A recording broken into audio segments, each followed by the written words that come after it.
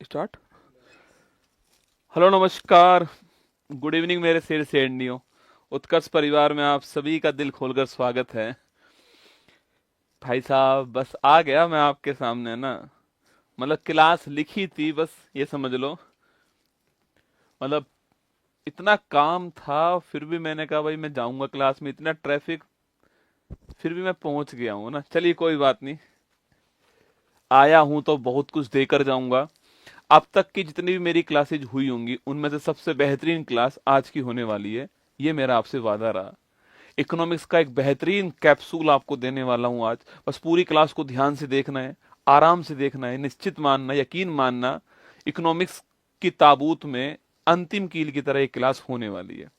स्वागत है आप सभी का। पूजा, राहुल, अमरजीत, नितेश, विवेक, चिंकी, तितली, सुनील, मुस्कान, चिंटू, सभी का स्वागत है। माफी चाहता हूँ थोड़ा लेट आया, पर मैंने कहा था कि मैं आऊंगा जरूर, चिंता मत कीजिएगा। लेट आया हूं तो पूरे 1 घंटे पढ़ा कर ही जाऊंगा, ठीक है। चलिए शुरुआत करें क्लास की। आइए, तो इकोनॉमिक्स 100 इंपॉर्टेंट फैक्ट 60 मिनट के अंदर आपके सामने होंगे। इकोनॉमिक्स है, थोड़ा ध्यान से देखना है, आराम से देखना है, धैर्य के साथ देखना है। चाहे मुझे 10 मिनट एक्स्ट्रा लग जाए, कोई फर्क नहीं पड़ता है। मैं आपको आराम से धैर्य के साथ में प्रयास करूंगा चीजों को समझाने के लिए, क्योंकि इकोनॉमिक्स थोड़ा टफ सब्जेक्ट होता है आपके अनुसार जो है। और भविष्य में इकोनॉमिक्स को और व्याख्या करने का प्रयास भी करूंगा, ठीक है। चलिए शुरुआत करते हैं। तो हम लोग मंडे से चालू हुए थे और ये सफर हमारा पॉलिटी तक पहुंचा, ज्योग्राफी में पहुंच गया, हिस्ट्री भी हो गई, साइंस भी हो गई। आज आपका इकोनॉमिक्स होने वाला है और कल 7 फेरों वाली सीरीज आएगी आपकी, ऑल इन वन। सब कुछ इसके अंदर होगा। वही आपके 60 मिनट के अंदर 100 इंपॉर्टेंट फैक्ट जो है वो आपको यहां पर पढ़ाने वाला हूं। ऑल इन वन यहां पर होने वाला है, ठीक है। कल, और फिर कल ही बताऊंगा कि अगला जो आपके वीक है उसका प्लान क्या रहने वाला, वो कल ही आपको बताऊंगा, ठीक है। चलिएगा आगे बढ़ते हैं, इकोनॉमिक्स इंपॉर्टेंट फैक्ट की बात करते हैं, ठीक है। देखिए पहला पॉइंट तो क्या है, इकोनॉमिक्स जो है उसके जनक किसको कहते हैं हम लोग, उनका जनक जो है हम लोग जो है एडम स्मिथ को कहते हैं। किसको कहते हैं? एडम स्मिथ को इकोनॉमिक्स का जनक कहते हैं। इनकी एक बुक थी जिसका नाम क्या है, द वेल्थ ऑफ नेशन। क्या थी? द वेल्थ ऑफ नेशन जो है महत्वपूर्ण बुक है। तो इकोनॉमिक्स का जनक कौन है? एडम स्मिथ है। और बुक का नाम क्या? बुक का नाम है द वेल्थ ऑफ नेशन। आपको ध्यान रखना है, ठीक है। आगे देखिए नेक्स्ट क्वेश्चन। इकोनॉमिक्स दो तरह की होती है। एक तो होती है कौन सी? व्यष्टि, जिसको हम क्या बोलते हैं, जिसको हम लोग जो है आपके माइक्रो इकोनॉमिक्स कहते हैं। क्या बोलते हैं इंग्लिश के अंदर? माइक्रो इकोनॉमिक्स कहते हैं, ठीक है। और एक होती है समष्टि, जिसको हम लोग मैक्रो कहते हैं। क्या बोलते हैं? मैक्रो कहते हैं। मैक्रो का मतलब बड़े लेवल पर, माइक्रो का मतलब छोटे लेवल पर, ठीक है। जब हम व्यक्तिगत इकाई की बात करेंगे, एक सिंगल व्यक्ति की बात करेंगे, तो व्यक्तिगत जो इकाई होगी वो माइक्रो के अंदर काउंट होती है, ठीक है। एक उपभोक्ता, एक परिवार, एक फर्म। जब एक की बात हो, चाहे एक उपभोक्ता, चाहे एक परिवार, चाहे एक फर्म, व्यक्तिगत इकाई की बात जब होती है तो हम क्या बोलते हैं? उसको माइक्रो कहते हैं, छोटे लेवल पर। मैक्रो का मतलब जब हम जब हम पूरे समाज की बात करें तो मैक्रो हो गया, ठीक है। इसके अंतर्गत संपूर्ण या फिर समग्र अर्थव्यवस्था जो है, इसके व्यवहार का अध्ययन करते हैं। इस शाखा में राष्ट्रीय और अंतर्राष्ट्रीय मदों की शामिल किया जाता है। आपको ध्यान रखना है। तो मैक्रो और माइक्रो दोनों आपको ध्यान रखना है, दोनों में अंतर क्या है ये आपको ध्यान रखना है, ठीक है। इकोनॉमिक्स की बात करूं तो आपसे, इकोनॉमिक्स जो है आपकी, इकोनॉमिक्स के अंदर जो सेक्टर की बात करें आपसे, ये सबसे महत्वपूर्ण क्वेश्चन में से एक है आपके कि इकोनॉमिक्स के क्षेत्र कौन कौन से होते हैं। एक होता है प्राइमरी सेक्टर। जो चीजें हमें प्रकृति से सीधा मिलती है वो होती है प्राइमरी सेक्टर के अंदर। मेरी बात सुनना आराम से। जो चीजें प्रकृति से सीधा हमको मिलती हैं वो सारी चीजें किसमें आती हैं? प्राइमरी के अंदर आती है, ठीक है। तो प्राकृतिक संसाधनों के दोहन से संबंधित जो गतिविधियां होती है वो इसमें आती है। जैसे कि कृषि हो गई, एग्रीकल्चर होगी, वानिकी फॉरेस्ट हो गया आपके, मत्स्य पालन हो गया, पशुपालन हो गया, खनन हो गया, उत्खनन हो गया, ये सारी इसी में आएंगे, ठीक है। तो प्राइमरी सेक्टर में कौन सी होती है? जो चीजें सीधे प्रकृति से प्राप्त होती है वो प्राइमरी हो गई, ठीक है। स्पीड से नहीं पढ़ाऊंगा आज, आज आराम से पढ़ाऊंगा। इकोनॉमिक्स टॉपिक है, स्पीड से जिसको देखना हो वो क्लास खत्म होने के बाद में स्पीड बढ़ा करके देख लेना, ठीक है। चलिए सेकेंडरी सेक्टर की बात अगर करूं मैं आपसे, तो सेकेंडरी में क्या होता है? मैन्युफैक्चरिंग जो होती है। सेकेंडरी के एग्जाम्पल जरूर ध्यान रखना आप, है ना। सेकेंडरी में मैन्युफैक्चरिंग, निर्माण, विनिर्माण, ठीक है। निर्माण, विनिर्माण और बिजली किस में आती है? आपके सेकेंडरी में आती है। देखो सेकेंडरी में जो प्राथमिक क्षेत्र से जो कुछ हमको मिला है उसको हम लोग क्या करते हैं, उसको हम लोग प्रोसेस करते हैं तो क्या बनता है, सेकेंडरी सेक्टर बनता है ना। तो प्राथमिक क्षेत्र के उत्पादों को प्रोसेस करके जो नए उत्पाद बनते हैं इन्हें क्या बोलते हैं हम, सेकेंडरी सेक्टर बोलते हैं। जैसे कि विनिर्माण हो गया, निर्माण है, कंस्ट्रक्शन है, मैन्युफैक्चरिंग है, विद्युत है, आपकी गैस है और जल आपूर्ति। ये बहुत ही महत्वपूर्ण क्वेश्चन है, विद्युत, गैस और जल आपूर्ति किस में आती है, एग्जाम में खूब सवाल पूछता है, विद्युत, गैस और जल आपूर्ति किस में आती है। तो ध्यान रखना, विद्युत, गैस और जल आपूर्ति जो है वो सेकेंडरी सेक्टर के अंदर आती है, ठीक है। टर्सरी में क्या आता है, सर्विसेज किस में आती है, टर्सरी के अंदर आती है, ठीक है। तृतीयक सेवा में कौन सा आता है, इसमें जो सेवाएं होती है वो इसके अंदर आती है, ठीक है। परिवहन है, संचार है, बैंकिंग, बीमा, व्यापार, हॉस्पिटल, ये सारी सर्विसेज जो है, भंडारण। मैं आपको पढ़ा रहा हूं तो मैं उत्कर्ष में सर्विस दे रहा हूं, ठीक है। मैं आपको पढ़ा रहा हूं तो उत्कर्ष में सर्विस दे रहा हूं, तो मैं किस में आ गया, टर्सरी सेक्टर के अंदर आ गया, ठीक है। ये आपकी सारी किस में आती हैं, सामुदायिक सेवाएं, संचार, बैंकिंग, बीमा, परिवहन, संचार, इसमें आता है। हमारी जो इकोनॉमी है ना, उस हमारी इकोनॉमी में सबसे बड़ा जो पार्ट है वो किसका है, वो इसी का है, ठीक है। तो हमारी इकोनॉमी में सबसे बड़ा जो भाग है वो इसी का है, ठीक है। वैसे आप मुझे सोच के बताओ कि अगर इकोनॉमी की अगर हम बात करें तो कौन सी इकोनॉमी जो बेहतर होती है, उसमें कौन सा बड़ा पार्ट होना चाहिए। सोचो दोस्तों, ये वाला पार्ट क्या, सर्विस सेक्टर है, ठीक है। हमारी इकोनॉमी में बड़ा पार्ट कौन सा होना चाहिए, उद्योग वाला पार्ट है ना। मेक इन इंडिया हमारी इकोनॉमी में बड़ा होना चाहिए, मतलब कि सेकेंडरी सेक्टर जो है ये बड़ा होगा। सोचो जब उद्योग हमारे यहाँ पर खूब लगेंगे तो उद्योग लगने के बाद क्या होगा, अपने आप जो है वहां पर सर्विस आएंगी, अपने आप वहां पर एम्प्लॉयमेंट आएगा, हमारे यहाँ चीजें बनेंगी, हम उन चीजों को बाहर बेचेंगे, हम उनको एक्सपोर्ट करेंगे, बाहर से पैसा हमारे पास में आएगा। तो कौन होना चाहिए, ये वाला बड़ा होना चाहिए, पर हमारी इकोनॉमी में ये वाला बड़ा है, ठीक है। इसलिए हमने इसको बढ़ाने के लिए, ठीक है, सेकेंडरी वाले को बढ़ाने के लिए मेक इन इंडिया जो है ये प्रोग्राम चलाया था, आपको याद होगा, ठीक है। सेकेंडरी वाले को बढ़ाने के लिए हमने कहा कि भारत में निर्माण करो, मेक इन इंडिया करो, ठीक है। हम बार बार क्यों बोलते हैं कि जो भारत का भारत के जो इंजीनियर हैं वो यूएस से जाते हैं, हम उन्हें बार बार मना करते हैं, ठीक है, कि आप वहां क्यों जा रहे हो, हमारे यहीं पर रहकर आप काम करो, ठीक है। क्योंकि हम भी चाहते हैं कि हमारे यहाँ निर्माण हो, विनिर्माण हो, ठीक है, ध्यान रखना है। अच्छा, इस टर्सरी सेक्टर में क्या हो गया, आजकल जो है 2 नए सेक्टर इसी में ऐड हो गए, ठीक है। पहले नहीं थे, इसी में 2 नए सेक्टर आपके ऐड हो चुके हैं। जो कौन कौन से आपके, चतुर्थ और पंचम जो है आपके 2 जो सेक्टर हैं, ये दोनों इसी में ऐड हो गए, ठीक है। देखिए कौन कौन से हैं, क्वाटरनरी की बात करूं मैं आपसे तो कौन सा आएगा इसमें, एजुकेशन हो गया, रिसर्च हो गया और जो अनुसंधान है ये इसमें आता है, ठीक है। तो एजुकेशन है, रिसर्च है, वो इसी में आता है, R&D इसी के अंदर आता है, ठीक है। जो R&D होता है ना, रिसर्च एंड डेवलपमेंट जो होता है वो इसी के अंदर आता है, क्वाटरनरी के अंदर, ठीक है। और वहीं आपके पंचम की बात करूं, क्वानरी की बात करूं आपके, मतलब ये सेवाओं में थोड़ा डेवलप सेवाएं होगी, सेवाओं में थोड़ा अपर लेवल की सेवाएं होगी, ठीक है। जैसे इसमें कौन आता है आपके, इसमें आपके किसी अर्थव्यवस्था के सभी शीर्ष निर्णयों से जुड़े आपके MD हो गए, कोई MD है, कोई किसी आपके कंपनी का CEO है, वो इसी में आएंगे, ठीक है। कोई कंपनी का MD है, कोई कंपनी का CEO है, वो इसमें आएंगे। कंपनी के एम्प्लॉय किस में आएंगे, कंपनी के एम्प्लॉय इसमें आएंगे, ठीक है। पर उस कंपनी का MD है, उस कंपनी का CEO है, वो किस में आएगा, वो इसमें आने वाला है, ठीक है। एक गोल्ड कॉलर जॉब दोस्तों और होती है आपकी, जैसे कि PM है, CEO है, CM है, ये सारे गोल्ड कॉलर जॉब के अंदर ही आते हैं, ठीक है, ध्यान रखना है ना। आगे देखिए दोस्तों, आपके हमारी इकोनॉमी एक मिक्स इकोनॉमी है। कैसी इकोनॉमी है, हमारी जो इकोनॉमी है वो मिक्स इकोनॉमी है। बहुत सारे टॉपिक हैं, बहुत सारे फैक्ट है, चिंता मत करो। अभी शुरुआत की तो थोड़ा मैं आपको कंसेप्ट के बारे में बता रहा हूं, ठीक है।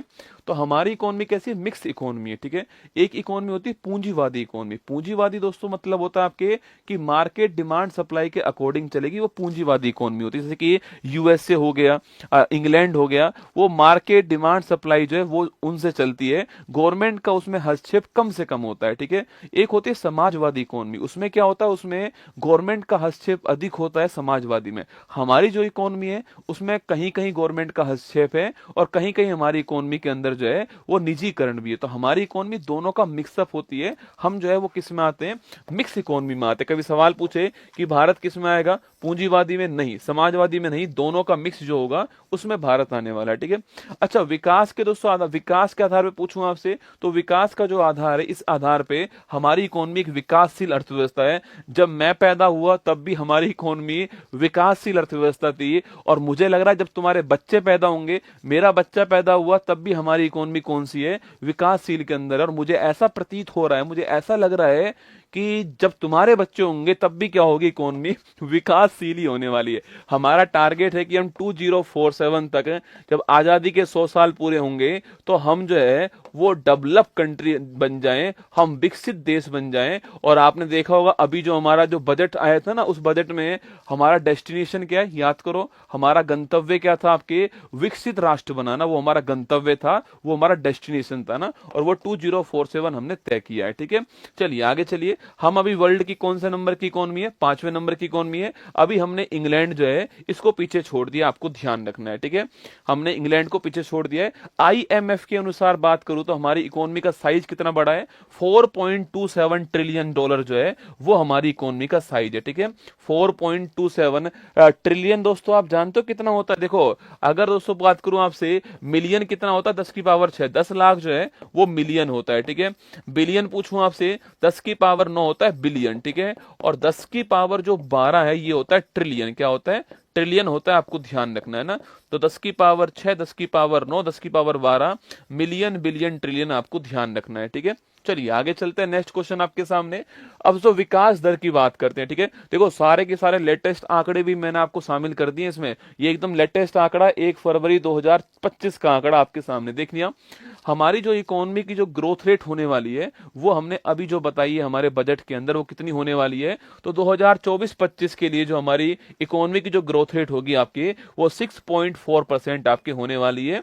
और जो अगला वर्ष होगा, मतलब 25-26 जो होने वाला है, उसमें 6.3% से 6.8% जो है वो हमारी इकोनॉमी की ग्रोथ रेट होगी। ठीक है, ये स्टेट्स यहां पर आपको दिखाई दे रहे हैं, ये फोटो आपको यहां पर दिखाई दे रहा है। इसमें जीडीपी की ग्रोथ रेट आपको यहां पर दिखाई दे रही है। और यहां देखो आप 2024-25 के अंदर 6.4% आपके, 2023-24 के अंदर 8.2% थी, और 2025-26 के अंदर जो है ये 6.3% से 6.8% जो है वो रहने का अनुमान है, आपको ध्यान रखना है। ठीक है, इसी दोस्तों इसी फोटो के अंदर 2 क्वेश्चन और हमारे एग्जाम के लिए महत्वपूर्ण बन सकते हैं। ठीक है, एक क्वेश्चन बन सकता है कि हमारा विदेशी मुद्रा भंडार कितना है, हमारा फॉरेक्स कितना है। ठीक है, हमारा विदेशी मुद्रा भंडार जो है, हमारा जो फॉरेन एक्सचेंज है वो कितना हो गया, ये सवाल बन सकता है। ठीक है, तो लिखिएगा 2024-25 की बात करूं आपसे, जो 24-25 हमारा चल रहा है, इसमें हमारा फॉरेक्स कितना हो गया है,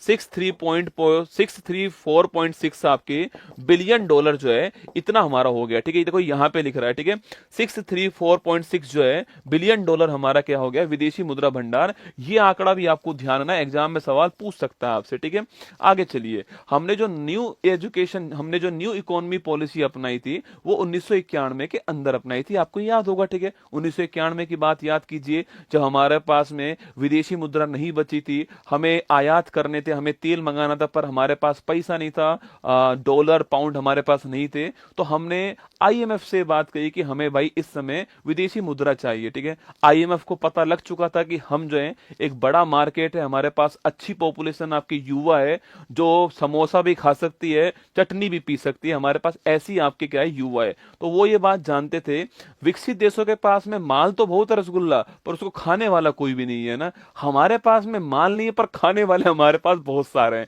ये बात वो जानते थे। इसलिए उन्होंने हमसे क्या बोला कि हम ठीक है आपको पैसा वैसा देंगे, पर आपको एक काम करना पड़ेगा। हमने पूछा क्या आपके, उन्होंने कहा कि आपको अपना मार्केट हमारे लिए खोलना पड़ेगा। ठीक है, वैश्वीकरण करना पड़ेगा। सेकंड, उन्होंने कहा कि आपके मार्केट में प्राइवेट को एंट्री देनी पड़ेगी, निजीकरण आपको करना पड़ेगा। थर्ड, उसने कहा कि आपको अपने यहां पर गवर्नमेंट का प्रभाव कम करना पड़ेगा, आपको उदारीकरण करना पड़ेगा। तो उसने एलपीजी की हमसे बात करी, और वो बात कब होती है, 24 जुलाई 1991। हमको माननी पड़ी, हमारी मजबूरी थी। तो 24 जुलाई 1991 को हमारे यहां पर न्यू एजुकेशन पॉलिसी आती है, और जो पहले हमारे यहां पर लाइसेंस, गवर्नमेंट की अनुमति चाहिए हर चीज में, परमिट लीजिए गवर्नमेंट से, कोटा है गवर्नमेंट का, इसके स्थान पर हमने जो है लिबरलाइजेशन, प्राइवेटाइजेशन, ग्लोबलाइजेशन, उदारीकरण, निजीकरण और वैश्वीकरण जो है इसको हमने अपना लिया था। और वही आपके उस समय वित्त मंत्री भारत के मनमोहन सिंह थे, आप जानते हो, और उस समय नरसिम्हा राव जो है भारत के प्रधानमंत्री थे, इसलिए इसको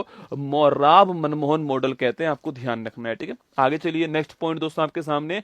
अच्छा, हमारे यहाँ पर जो हमारे यहाँ पर महारत्न कंपनी, अगर उसकी संख्या की बात की जाए आपसे, तो वो कितनी है वर्तमान में? 14 जो है हमारे यहाँ पर महारत्न कंपनी है। और लेटेस्ट कौन सी है आपके? तो लेटेस्ट आपके हिंदुस्तान एरोनॉटिकल लिमिटेड जो है वो लेटेस्ट महारत्न कंपनी, आपको ध्यान रखना है। ठीक है, कभी सवाल पूछे आपसे कि भाई भारत में वर्तमान में कितनी महारत्न कंपनी है, तो ध्यान रखिएगा 14 महारत्न कंपनी भारत में है, और हिंदुस्तान एरोनॉटिकल लिमिटेड जो है वो भारत की एक महारत्न कंपनी, आपको ध्यान रखना है। ठीक है, आगे देखिए दोस्तों, नेक्स्ट आपके नेशनल इनकम की बात करते हैं। किसकी?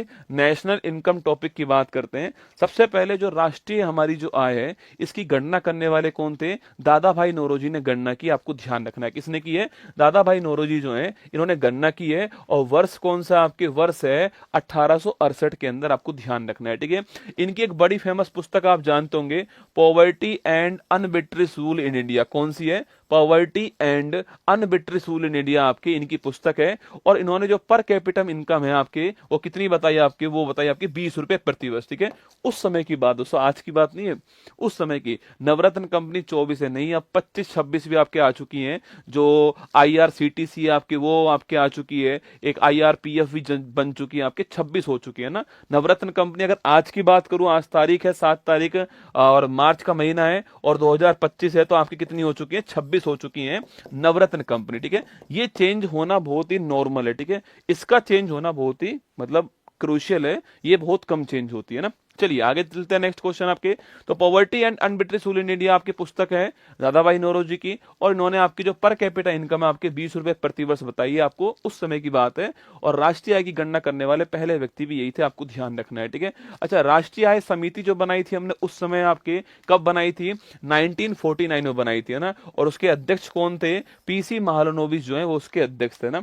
PC महालनोबिस को आप जानते होंगे, इन्हें तो आप परिचित होंगे। इन्हें क्या बोलते हैं? भारत में स्टैटिक्स जो है उसके जनक किसको बोलते हैं? इन्हें कहते हैं। और इनके बर्थडे की तारीख याद कीजिए, कौन सी है? 29 जून जो है वो इनके बर्थडे की तारीख है। और इस तारीख को हम लोग क्या बनाते हैं आपके? इस तारीख को हम लोग जो है नेशनल स्टैटिक्स डे जो है वो बनाते हैं, आपको ध्यान रखना है PC महालनोबिस के बारे में। ठीक है, आगे बढ़िए, नेक्स्ट क्वेश्चन CSO। ये बहुत सारे एग्जाम में लगातार सवाल आता है एग्जाम में CSO के बारे में। ठीक है, सेंट्रल स्टैटिक्स ऑफिस इसका नाम है। कब इसका निर्माण हुआ? तो 1951 के अंदर 2 मई को इसका निर्माण हुआ, आपको ध्यान रखना है। मुख्यालय कहां पर है? नई दिल्ली के अंदर इसका मुख्यालय है। इसके पहले अध्यक्ष कौन थे? वही PC, वही जो राष्ट्रीय समिति थी ना आपके, ये राष्ट्रीय आय समिति जो है यही भविष्य में क्या बन गई? CSO बन गई। वही PC महालनोबिस साहब जो है वही इसके क्या बन गए? हेड बन गए, जो भारत में जनक है इसके। और दिवस आपकी 29 जून, मैंने आपको अभी लिखा है। अच्छा, अभी कुछ दिनों पहले क्या हुआ दोस्तों? अभी कुछ दिनों पहले जो CSO है इसमें हमने किसको मिला दिया? नेशनल सैंपल सर्वे ऑर्गेनाइजेशन को मिला दिया। ठीक है, तो जो CSO है, जो सेंट्रल स्टैटिक जो ऑफिस है, इसी में हमने किसको मिलाया? नेशनल सैंपल सर्वे ऑर्गेनाइजेशन को मिला दिया। और इसको मिलाने के बाद हमने क्या नाम दिया नया आपके? NSO। तो वर्तमान में CSO स्टैंड नहीं करता है, मेरी बात सुनना, वर्तमान में CSO स्टैंड ही नहीं करता है, वर्तमान में NSO स्टैंड करता है। 2019 में ये नाम चेंज हो गया है और इसका नाम NSO हो गया। क्या हो गया? NSO, national static organisation. क्या हो गया? सॉरी, ऑफिस है, राष्ट्रीय सांख्यिकी कार्यालय इसका नाम है। यहां पर क्या नाम था? केंद्रीय सांख्यिकी कार्यालय था, यहां पर राष्ट्रीय सांख्यिकी कार्यालय इसका नाम हो गया है। और आपको ध्यान रखना है ये किस मंत्रालय के अंदर आता है आपके? ये आपके MOSPI के अंदर आता है। ठीक है, ministry of statics and programme implementation. क्या बोलते हैं? Ministry of statics and programme implementation जो है ये इसका नाम है। देखो ये बात लिखी हुई है यहां पर, है ना। 23 मई 2019 को CSO तथा NSSO को मिलाकर के राष्ट्रीय सांख्यिकी कार्यालय जो है NSO किया गया था। वर्तमान में राष्ट्रीय आय के आंकड़े जारी करता है। तो वर्तमान में नेशनल इनकम के आंकड़े जारी करने वाला कौन है? हजारों बार सवाल पूछा गया एग्जाम के अंदर, कौन है आपके? वो NSO है। ठीक है, और NSO सांख्यिकी और कार्यक्रम क्रियान्वयन मंत्रालय MOSPI जो है इसके अधीन आता है। ठीक है, मैं फिर कह रहा हूं, हो सकता है आपने पेड बैच में भी इससे पहले बहुत बार पढ़ा होगा, आपने 50-50 घंटे भी बहुत बार पढ़ा होगा इकोनॉमिक्स जो, पर मैं आपको 1 घंटे में जो पढ़ाकर यहां पर जाऊंगा ना एग्जाम में, आपको इसका परिणाम जरूर देखने को मिलेगा, ये मेरा आपसे वादा रहा, ठीक है। तो एनएसओ नाम हो चुका है, मॉस्पी के अंदर आता है, 2019 में हुआ है। एनएसओ किससे मिलकर बना हुआ है? सीएसओ प्लस एनएसएसओ से मिलकर बना हुआ है। दो बातें आपको ध्यान रखनी है, ठीक है। चलिए आगे बढ़ते हैं दोस्तों। फिनेंशियल ईयर क्या होता है? देखो हमारा जो नववर्ष है हम क्या बोलते हैं? हैप्पी न्यू ईयर क्या बोलते हैं? 1 जनवरी को हम लोग अपना हैप्पी न्यू ईयर कहते हैं, ठीक है। लेकिन जो फिनेंशियल ईयर जो होता है ना, वो 1 अप्रैल को स्टार्ट होता है, ठीक है। तो 1 अप्रैल से 31 मार्च जो है, ये क्या होता है? ये आपका फिनेंशियल ईयर होता है। कब से? 1 अप्रैल से 31 मार्च जो है वो क्या होता है? फिनेंशियल ईयर होता है। आपको ध्यान रखना है, ठीक है। देखिएगा, वित्तीय वर्ष जब राष्ट्रीय आय की गणना एक निश्चित अवधि के लिए होती है, 1 वर्ष के लिए होती है, तो भारत में 1 अप्रैल से 31 मार्च जो है ये फिनेंशियल ईयर है। तो भारत में, अच्छा 1 अप्रैल की तारीख क्यों चुनी हमने? आप में से किसी ने इस बात को सोचा है आज तक? कोई दिमाग लगाया आपने आज तक कि गुरुजी हमने 1 अप्रैल क्यों चुना? हमने 1 मार्च, हमने 1 जुलाई, हमने 1 अगस्त, हमने 1 जनवरी क्यों नहीं चुना? हमने 1 अप्रैल की तारीख क्यों चुनी थी? ये आपके लिए एक सवाल मैं छोड़ रहा हूं, ठीक है। आप जवाब दो, फिर उसके बाद में मैं आपको इसका रिप्लाई दूंगा ना। तो 1 अप्रैल से 31 मार्च जो होता है वो क्या होता है? फाइनेंशियल ईयर होता है। आपको ध्यान रखना है, ठीक है। चलिए आगे बढ़ते हैं दोस्तों। राष्ट्रीय आय के मापन की जो विधियां हैं वो देने वाला कौन था? तो साइमन कुर्टजेस। कौन? आपके साइमन कुन्नेट्स जो है आपके, ये देने वाला, ठीक है। 3 विधि इसने बताई थी। एक तो थी आपकी उत्पाद विधि, प्रोडक्शन मेथड, एक थी आय विधि, इनकम मेथड, और एक थी आपके व्यय विधि, एक्सपेंस मेथड जो है। इन 3 विधियों के आधार पे हम लोग जो है वो क्या बनाते हैं? इन 3 विधियों के आधार पे हम लोग जो है राष्ट्रीय आय की गणना करते हैं। क्योंकि मार्च क्लोजिंग व्लोजिंग तो 1 अप्रैल के बाद में आई है, ठीक है। आरबीआई की स्थापना 1 अप्रैल को होती है। कब होती है? आरबीआई की स्थापना 1 अप्रैल 1935 को होती है। ये आपको ध्यान रखना है, ठीक है। तो आरबीआई की स्थापना 1 अप्रैल को होती है और 1 अप्रैल को ही हमारा फाइनेंशियल ईयर आपके स्टार्ट होता है, ठीक है। चलिए आगे बढ़िएगा। नेक्स्ट क्वेश्चन दोस्तों, राष्ट्रीय आय की बात करूं मैं आपसे। देखो एक होता है, ये आपके सबसे महत्वपूर्ण टॉपिक है इस आपके स्लाइड का, जिसको समझने में थोड़ा टाइम आपको लग सकता है, पर कोई बड़ी बात नहीं है। मेरे पास पूरी रात है रसगुल्ला समझाने के लिए, आपके पास पूरी रात है, आराम से समझते हैं, ठीक है। देखिए दोस्तों, पहली बात तो जीडीपी क्या होती है? अगर जीडीपी की बात करूं आपसे, तो जीडीपी का मतलब होता है सकल घरेलू उत्पाद, ग्रोस आपके डोमेस्टिक प्रोडक्ट। क्या होता है? ग्रोस डोमेस्टिक प्रोडक्ट, सकल घरेलू उत्पाद। सीधा सा मतलब समझ लीजिए, 1 वर्ष के अंदर, कितने वर्ष के अंदर? दोस्तों 1 वर्ष के अंदर जो है, 1 वर्ष के अंदर किसी देश की घरेलू सीमा के अंदर, क्योंकि मैंने कहा जीडीपी की फुल फॉर्म क्या है? Gross domestic product, D for domestic, मतलब घरेलू सीमा। तो 1 वर्ष के अंदर किसी देश की घरेलू सीमा के अंदर जो है ना, एक वर्ष में किसी देश की घरेलू सीमा के अंदर जो भी उत्पादित अंतिम वस्तु और सेवा होगी, उसका जो मूल्य होगा वही क्या कहलाएगा? जीडीपी। देखो, एक लेखा वर्ष में देश की घरेलू सीमा में सभी उत्पादकों द्वारा उत्पादित अंतिम वस्तु और सेवा, इसमें सबसे महत्वपूर्ण जो लाइन है ना, वो कौन सी है? वो है आपके अंतिम वस्तु और सेवा। क्या है? अंतिम वस्तु और सेवा। गुरुजी इसका मतलब समझ में नहीं आया दोस्तों, अभी समझाते हैं, ठीक है। मान लो दोस्तों, आपके पास क्या है? आपके पास दोस्तों आलू है, ठीक है। आपके पास आलू है, आपका मन करा कि मैं अपना आलू बेच के आता हूं, ठीक है। आलू बेच के आता हूं, आपने वो आलू जो है वो बेच दिए, और आपने जिसको आलू बेचे दोस्तों आपके, वो था आपके सैंडविच वाला। कौन था? सैंडविच वाला था। उसने दोस्तों क्या करा आपके, उसने मान लो आपसे 50 रुपए के आलू खरीद लिए, और इस 50 रुपए के आलू उसने सैंडविच के अंदर भर के जो है 200 रुपए के बेच दिए, ठीक है। 200 रुपए के बेच दिए। अब आपसे पूछो जीडीपी क्या होगी? देखो जीडीपी का मतलब है जो उपभोक्ता ने यूज करा उसको काउंट करना है। उपभोक्ता ने क्या यूज करा? उपभोक्ता ने ये आलू यूज नहीं करा था, उपभोक्ता ने ये सैंडविच यूज करा है, ठीक है। उपभोक्ता ने क्या खाया? ये आलू खाया, सैंडविच खाया, सैंडविच खाया। तो इसे काउंट नहीं करना है 50 को, सीधा 200 को काउंट करना है, ठीक है। तो क्या है? अंतिम वस्तु और सेवा का जो मूल्य होता है, जिसको कंज्यूमर ने आपके यूज करा है, वही क्या है? वही आपके क्या है? उसी को काउंट करना है, ठीक है। ऐसा ना हो कि 200 में 50 को काउंट करके 250 कर दो, ठीक है, क्योंकि ये 50 तो इसमें पहले से ही शामिल हो चुका है ना, ये 50 तो इसमें पहले से शामिल हो चुका है। तो अंतिम वस्तु और सेवा का मूल्य जो है वो काउंट होगा आपकी जीडीपी के अंदर, ठीक है। अब देखिए दोस्तों, जब भी आपको इकोनॉमिक्स में एक काम करना हो, ठीक है, आपको ग्रोथ से क्या निकालना हो? अगर आपको ग्रोथ से क्या निकालना हो, नेट निकालना हो। ठीक है, मेरी बात सुनना, अगर आपको सकल से निवल निकालना हो या शुद्ध निकालना हो तो आप एक ही काम करना, आप जो है इसमें से जो मूल्य ह्रास है, डेप्रिसिएशन जो है, इसको माइनस कर देना। ठीक है, मूल्य ह्रास को हिंदी में घिसावट भी कहते हैं। ठीक है, घिसावट भी कहते हैं, इंग्लिश में बोलते हैं उसको डेप्रिसिएशन। क्या बोलते हैं? डेप्रिसिएशन जो है, इसे माइनस कर देना, आपका अपने आप क्या आ जाएगा, ग्रोथ से आपका सकल आ जाएगा। ठीक है, जैसे दोस्तों एग्जांपल देख लीजिए, मैंने आपसे कहा कि जीडीपी से क्या निकालना है मुझे, जीडीपी से मुझे एनडीपी निकालना है। ठीक है, पहले आप देखो सेम सेम दोस्तों कौन सा है। ठीक है, देखो यहां भी पी है, यहां भी पी है, काट दो। यहां डी है, यहां भी डी है, काट दो। यहां पर जी का मतलब क्या है, ग्रोस। क्या है? जी का मतलब ग्रोस है, और यहाँ एन का मतलब क्या, नेट। कुल मिलाकर आपको जो है ग्रोस से क्या निकालना है, आपको ग्रोस से नेट निकालना है। कुछ नहीं करना, इसमें से आप जो है डेप्रिसिएशन माइनस कर देना आपके फॉर्मूले में, ये आपका एनडीपी आ जाएगा। बस इतना ही करना है, कुछ और नहीं करना है, इतना ही करना है। जो सेम सेम हो उसको काट दो, जो सेम सेम हो, ये सेम ये सेम ये सेम ये सेम काट दो, जो डिफरेंट है बस उसको यहां से माइनस कर दो। ये फॉर्मूला आपके सामने यहां पर हो गया। देखो यहां पर लिखा हुआ है दोस्तों आपके, अगर पूछूं आपसे, देखो यहां पर ये माइनस मूल्य ह्रास, देखो क्या आपके ग्रोस से, यहां पर मुझे ग्रोस से क्या निकालना है, नेट निकालना है, तो ग्रोस में से मूल्य ह्रास को माइनस कर दिया, आपको ध्यान रखना है। ठीक है, तो एक फॉर्मूला कौन सा हो गया, एक फॉर्मूला हो गया कि अगर ग्रोस से आपको नेट निकालना हो तो क्या करना है, ग्रोस से नेट निकालने के लिए आपको डेप्रिसिएशन जो है इसको माइनस कर देना है। ये आपका फॉर्मूला ठीक बैठ जाएगा। ठीक है, सेकंड दोस्तों, आपके सेकंड देखिए, अगर दोस्तों आपको मान लो, अगर दोस्तों आपको घरेलू से, तो ठीक है, अगर दोस्तों आपको डोमेस्टिक से क्या करना हो, अगर आपको डोमेस्टिक से अगर आपको नेशनल निकालना हो, ठीक है, अगर आपको घरेलू से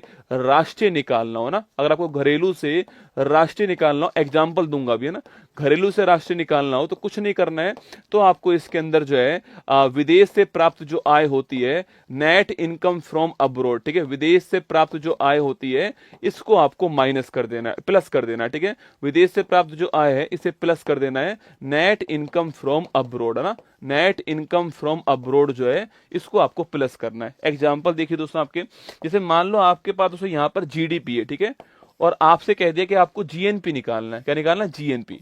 मैंने कहा सेम सेम को काट दो, मैंने कहा सेम सेम को काट दो, पी सेम है, पी सेम काट दो, जी सेम है, जी सेम काट दो। यहां पर अंतर किसका है? डी फॉर डोमेस्टिक, किसका हो गया? D for domestic. यहां पर अंतर किसका है? एन फॉर नेशनल, किसका हो गया है? N for national. मतलब कि आपको डोमेस्टिक से क्या निकालना है? नेशनल निकालना है। कुछ नहीं करना है, आपको जो नेट इनकम फ्रॉम अब्रोड है आपको इसको प्लस कर देना है। ठीक है, नेट इनकम फ्रॉम अब्रोड जो है इसे आपको प्लस कर देना, यही अंतर होगा। ठीक है, देखो दोस्तों यहां पर देखना आपके, देखो यहां से जीडीपी है आपकी, जीएनपी है। ठीक है, तो जीएनपी अगर मुझे निकालना है तो जीडीपी जो होगी, डोमेस्टिक जो होगा, उसमें विदेश से प्राप्त जो आपके आय है उसको आपको प्लस कर देना। मैंने भी कहा कि अगर आपको नेशनल निकालना हो तो क्या करना है, जो जीडीपी जो होगी आपकी उसमें विदेश से प्राप्त जो आय होगी उसे आपको प्लस कर देना है, आपको ध्यान रखना है। ठीक है, उसे आपको प्लस कर देना है, ये आपको बात ध्यान रखनी है। ठीक है, अच्छा दोस्तों अगला पॉइंट देखिए आपके सामने, अगर आपसे पूछूं भाई राष्ट्रीय दोस्तों आय जो है आपकी, राष्ट्रीय आय क्या होती है? ठीक है, नेशनल इनकम क्या होती है, राष्ट्रीय आय दोस्तों क्या होती है, तो ध्यान रखना राष्ट्रीय आय होती है एनएनपी एट फैक्टर कॉस्ट। ये लाइन जरूर ध्यान रखना, राष्ट्रीय आय क्या होती है? राष्ट्रीय आय होती है net national income, net national product, net national product, और किसके ऊपर? ये आपके फैक्टर कॉस्ट के ऊपर, ये आपको ध्यान रखना है। ठीक है, एग्जाम में ये सवाल भी पूछता है, इसी को हिंदी में बोलते हैं आपके शुद्ध राष्ट्रीय उत्पाद। क्या है? शुद्ध राष्ट्रीय उत्पाद किसके ऊपर लिखना? ये आपके शुद्ध राष्ट्रीय जो उत्पाद है वो लिखना, वो कारक लागत के ऊपर आपको ध्यान रखना है। ठीक है, फैक्टर कॉस्ट के ऊपर जो है ये आपको नेशनल इनकम के अंदर ध्यान रखना है। नेशनल इनकम क्या होता है? हाँ, जिसके ऊपर से जा रहा है कोई बात नहीं दोस्तों, ऐसे उछल जाओ जोर से, है ना, जोर से उछल जाओगे तो वो आपके सीधा यहां से चला जाएगा। ठीक है, तो मैंने आपसे कहा जो राष्ट्रीय आय, अरे जितनी बातें कह रहा हूं उतनी याद नहीं कर सकते तुम लोग, मतलब मैंने आपको केवल 2 फॉर्मूले लिखा है, दो फॉर्मूले लिखाए हैं केवल कि सकल से निवल निकालना हो, मूल्य ह्रास माइनस करना, कुछ नहीं करना है। एक मैंने कहा घरेलू से राष्ट्रीय निकालना हो तो विदेशों से प्राप्त आय को जोड़ देना है, ठीक है। और एक मैंने कहा है आपसे कि राष्ट्रीय आय जो होती है वो क्या होती है, net national product factor cost आपको ध्यान रखना है, ठीक है। शुद्ध राष्ट्रीय उत्पाद कारक लागत के ऊपर आपको ध्यान रखना, बस इतना ही करना है। अगर ये तीन बातें भी आपने याद कर ली तो पेपर में सवाल गलत नहीं होगा। आपको क्या मतलब इस बात से, और आपको ज्ञान थोड़ी देना है, पेपर में सवाल ठीक करना है। ये तीन बातें याद कर लो, गारंटी मेरी आपसे कि आपका पेपर का सवाल गलत नहीं होगा इस वाले टॉपिक का, ठीक है। तीन बातें, ग्रोथ से नेट निकालना है तो क्या करना है आपको, ग्रोथ से नेट निकालने के लिए मूल्य ह्रास माइनस करना है। अगर आपको डोमेस्टिक से क्या निकालना है, डोमेस्टिक से नेशनल निकालना है तो आपको जो विदेश से जो प्राप्त आय उसको जोड़ देना है। और अगर आपको राष्ट्रीय आय निकालना हो तो क्या होगा, net national product factor cost आपको ध्यान रखना है, ठीक है। इतनी दोस्तों बात नोट कर लीजिए, ठीक है। अच्छा दोस्तों, आप सोच के बताओ मुझे कि दोस्तों अगर मुझे मान लो दोस्तों, अगर मुझे समोसा दोस्तों बनाना है, ठीक है। अगर मुझे मान लो समोसा जो है इसको बनाना है किसी फैक्ट्री के अंदर, ठीक है, तो क्या क्या चाहिए दोस्तों, सोच के बताओ। अगर समोसा निकालना हो तो मुझे क्या क्या चाहिएगा। देखो यहां पर पहली बात दोस्तों मुझे चाहिए कि आपकी भूमि चाहिए जहां पर मैं फैक्ट्री बनाऊंगा, ठीक है। जहां पर मैं फैक्ट्री बनाऊंगा वो मुझे भूमि चाहिए, लैंड चाहिए, ठीक है। अगला दोस्तों आपके सेकंड दोस्तों मुझे क्या चाहिए, आपके सेकंड मुझे पैसा चाहिए, कैपिटल चाहिए, ठीक है। सेकंड मुझे कैपिटल चाहिए, पूंजी चाहिए, है ना, क्या चाहिए, पूंजी चाहिए, कैपिटल चाहिए, ठीक है। बिना समोसा कैसे बनेगा रसगुल्ला बिना पूंजी के। थर्ड दोस्तों मुझे चाहिए लेबर, ठीक है। समोसा बनाने वाली जो लेबर है आपकी वो चाहिए, मतलब श्रम चाहिए मुझे, ठीक है। और फोर्थ दोस्तों आपके उन लेबरों को कंट्रोल करने वाला एक एंटरप्रेन्योर चाहिए, भाई उद्यमी चाहिए ना, एक एंटरप्रेन्योर चाहिए जो उन सब लेबरों से काम करवा सके। एक उद्यमी मुझे चाहिए, ठीक है, एक उद्यमी जो है वो मुझे चाहिए यहाँ पर, ठीक है। तो ये चार चीजें मुझे दोस्तों, अरे आलू मैदा सब आ जाएगा रसगुल्ला, अगर पूंजी जेब में होगी ना तो आलू मैदा मिर्ची बड़ा सब आएगा। तुम तो यार अपने काम की बात करते हो, अरे जब मेरे जेब में पैसा होगा तो आलू मैदा चटनी बटनी सब ले आऊंगा मैं, चिंता मत करो तुम, ठीक है। तो ये चार चीजें चाहिए होती है इकोनॉमिक्स में। इकोनॉमिक्स में कोई भी चीज बनानी हो तो इकोनॉमिक्स के चार ही क्या होते हैं, फैक्टर होते हैं। मेरी बात सुनना, इकोनॉमिक्स के चार फैक्टर होते हैं। कौन कौन से होते हैं, भूमि होती है, लैंड, कैपिटल होता है पूंजी, एक आपके एंटरप्रेन्योर उद्यमी होता है, और एक आपका लेबर होता है, श्रम होता है। अच्छा दोस्तों भूमि जो होगी इसको क्या देने वाला हूं मैं, भूमि को देने वाला हूं रेंट। क्या देने वाला हूं, भूमि का देने वाला हूं रेंट, मतलब कि भूमि को देने वाला हूं मैं किराया, ठीक है।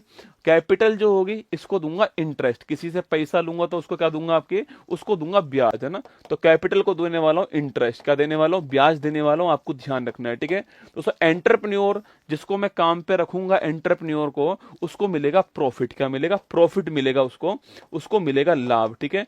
और जो लेबर होगा इसको मिलने वाला क्या है, इसको मिलने वाली है इसकी मजदूरी, वेज, क्या मिलने वाला है, इसको मजदूरी मिलने वाली, आपको ध्यान रखना है, ठीक है। तो कुल मिला के चार चीजें हुई, कौन कौन सी हुई, देखो चार चीजें कौन कौन सी, रेंट हो गया, वेज हो गया, प्रॉफिट हो गया और इंटरेस्ट हो गया, ठीक है। अगर आप इन चारों को जोड़ देते हो, किसको, रेंट को, इसके अलावा इंटरेस्ट को, इसके अलावा वेज को और प्रॉफिट को, अगर इन चारों को आप जोड़ देते हो तो भी ये राष्ट्रीय आय बन जाती है, नेशनल इनकम। कभी सवाल पूछे ना आपसे कि नेशनल इनकम के दो फॉर्मूले लिखा दिए मैंने आपको, एक तो एनएनपी एट फैक्टर कॉस्ट लिखा दिया है, और एक मैंने आपको ये वाला फॉर्मूला लिखा दिया है कि अगर आप लागत को, इसके अलावा अगर आप सॉरी रेंट किराया को, अगर आप इंटरेस्ट ब्याज को, अगर आप वेज मजदूरी को, और अगर आप लाभ को जोड़ देते हो तो क्या बन जाता है, तो बन जाता है नेशनल इनकम। आपको ध्यान है, कभी सवाल पूछ ले ऐसा तो मैंने आपको यहां पर स्पष्ट कर दिया है। सवाल ऐसे पूछ ले कि भाई पूंजी को क्या मिलता है, सवाल पूछे एंटरप्रेन्योर को क्या मिलता है, ऐसे भी पूछ सकता है आपसे, ठीक है, ध्यान रखना है। चलिए दोस्तों आगे बढ़ते हैं। एक होता है हिंदू ग्रोथ रेट, क्या होता है, हिंदू ग्रोथ रेट होता है। देखो हिंदू ग्रोथ रेट का मतलब है आपके जब ग्रोथ रेट 2-3% के आसपास रहे, ठीक है, ग्रोथ रेट जो है वो कम रहे और 2-3% के आसपास रहे तो उनको प्रोफेसर राजकिशनन, सवाल ही पूछता है कि हिंदू ग्रोथ रेट देने वाले कौन थे, प्रोफेसर राजकिशनन जो है इन्होंने उसको हिंदू ग्रोथ रेट का है, ठीक है।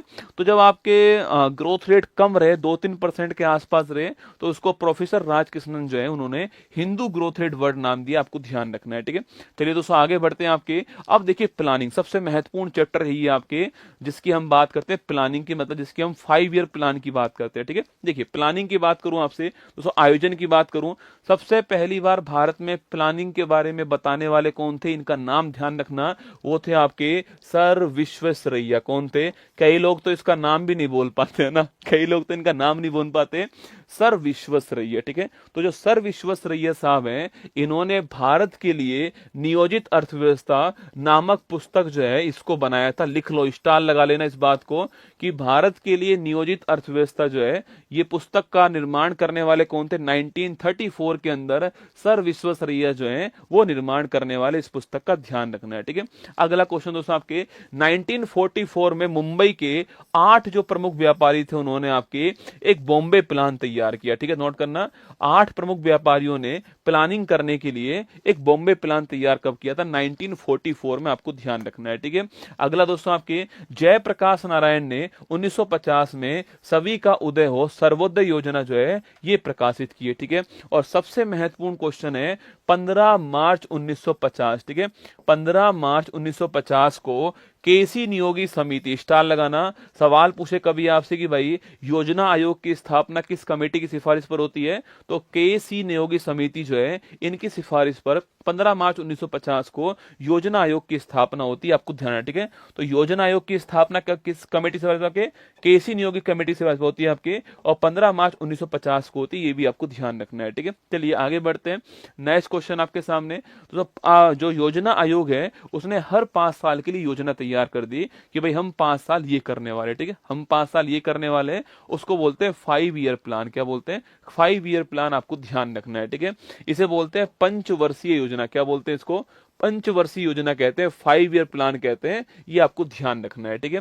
5 वर्षों के लिए दोस्तों योजना आती है। अब तक भारत में 12 पंचवर्षीय योजनाएं आ चुकी हैं और 6 वार्षिक योजनाएं जो हैं ये भी आ चुकी हैं, ठीक है, ये आपको ध्यान रखना है। अच्छा, भारत में पंचवर्षीय योजना है, इसका जनक कौन है भारत में? पंडित जवाहरलाल नेहरू, आपको नोट करना है, ठीक है। तो फादर ऑफ 5 ईयर प्लान पूछूं आपसे, फादर ऑफ प्लानिंग पूछूं कौन है, तो वो है आपके पंडित जवाहरलाल नेहरू, आपको ध्यान रखना है, ठीक है। डिंपल कैसी हो आप? अरे मैं थप्पड़ मारूंगा तेरा डिंपल गायब हो जाएगा रसगुल्ला ना, तो चुपचाप पढ़ ले, वरना पता लगा जिंदगी में इकोनॉमी खराब होगी तेरी, है ना। असली लड़ाई दोस्तों इसी की है, इकोनॉमी की, है ना। असली लड़ाई किसकी है? इसी की, कि नौकरी लगने के बाद सैलरी आएगी। पढ़ ले चुपचाप, वरना पता लगा इकोनॉमी खराब हो गई, ठीक है। चुपचाप पढ़ लेना। आगे देखिए नेक्स्ट क्वेश्चन, 5 ईयर प्लान की बात करते हैं, ठीक है। तो जो पहली जो 5 ईयर प्लान थी वो 1951 के अंदर आती, 56 तक रहती है, ठीक है। तो पहली जो पंचवर्षीय योजना है वो 51 से 56 के बीच रहती है।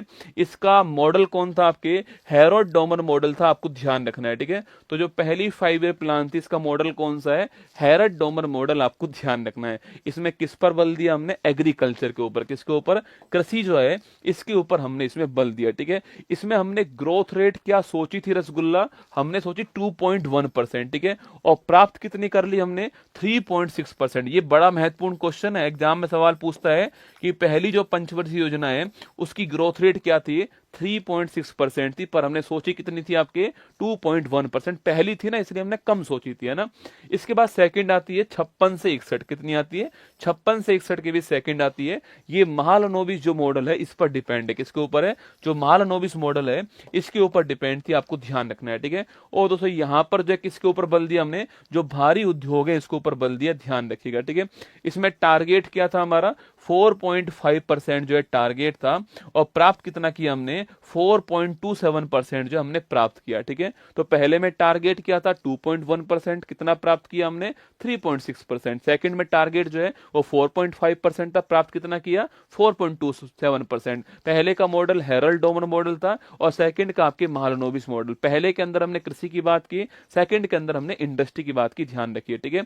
अगला क्वेश्चन आपके तृतीय पंचवर्षीय योजना, ठीक है, इसकी बात करूं 1961 से 66, ठीक है। दोस्तों ये हमारा एक बड़ा फेलियर रहा, ठीक है, क्योंकि इसी टाइम सोच के देखो आप, इसी टाइम जो है 1962 के अंदर चीन ने हमारे ऊपर अटैक कर दिया। 1965 के अंदर आपके पाकिस्तान और भारत के बीच में युद्ध हो गया, ठीक है।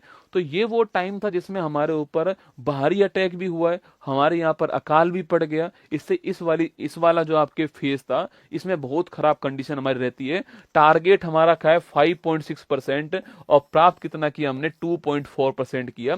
ये हमारा फेलियर रहा। ये आपके सुखमय चक्रवर्ती जो मॉडल है इस पर डिपेंड था, आपको ध्यान रखना है, ठीक है। इसके बाद हमें ऐसा लगा कि अब हमें जो है कुछ गैप लेना चाहिए, और हमने वही काम किया, और वो है चौथी पंचवर्षीय योजना। इससे पहले हमने जो है 3 साल गैप ले दिया, इसके पहले हमने 3 साल जो है 67 टू 68 हो गया, और 68 टू 69 जो है ये 3 साल जो है हमने गैप लिया, और वार्षिक योजनाएं जो है वो हमने स्टार्ट किया। आपके जो ईयरली प्लान है आपके वो हमने स्टार्ट किया, इन 3 सालों में हमने गैप ले लिया। ठीक है, आगे दोस्तों बढ़िएगा। आपके चौथी पंचवर्षीय योजना कब आती है?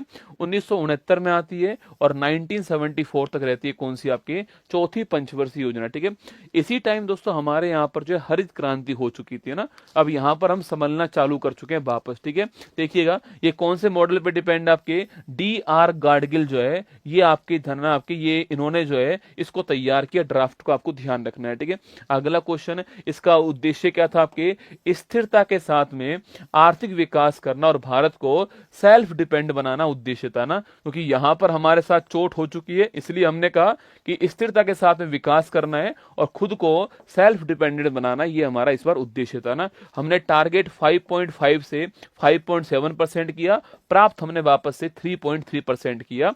कोई याद करने वाली बात नहीं है। ठीक है, पांचवी पंचवर्षीय योजना दोस्तों ये भी बड़ी महत्वपूर्ण है।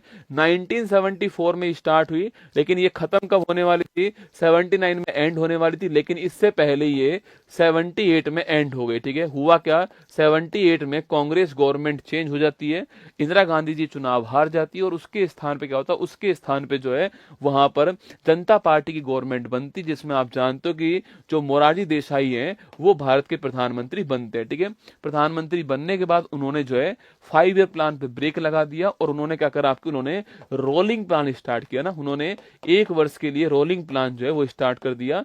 तो 1978 से 79 जो है रोलिंग प्लान चलता है, और 79 से 80 भी रोलिंग प्लान चलता है।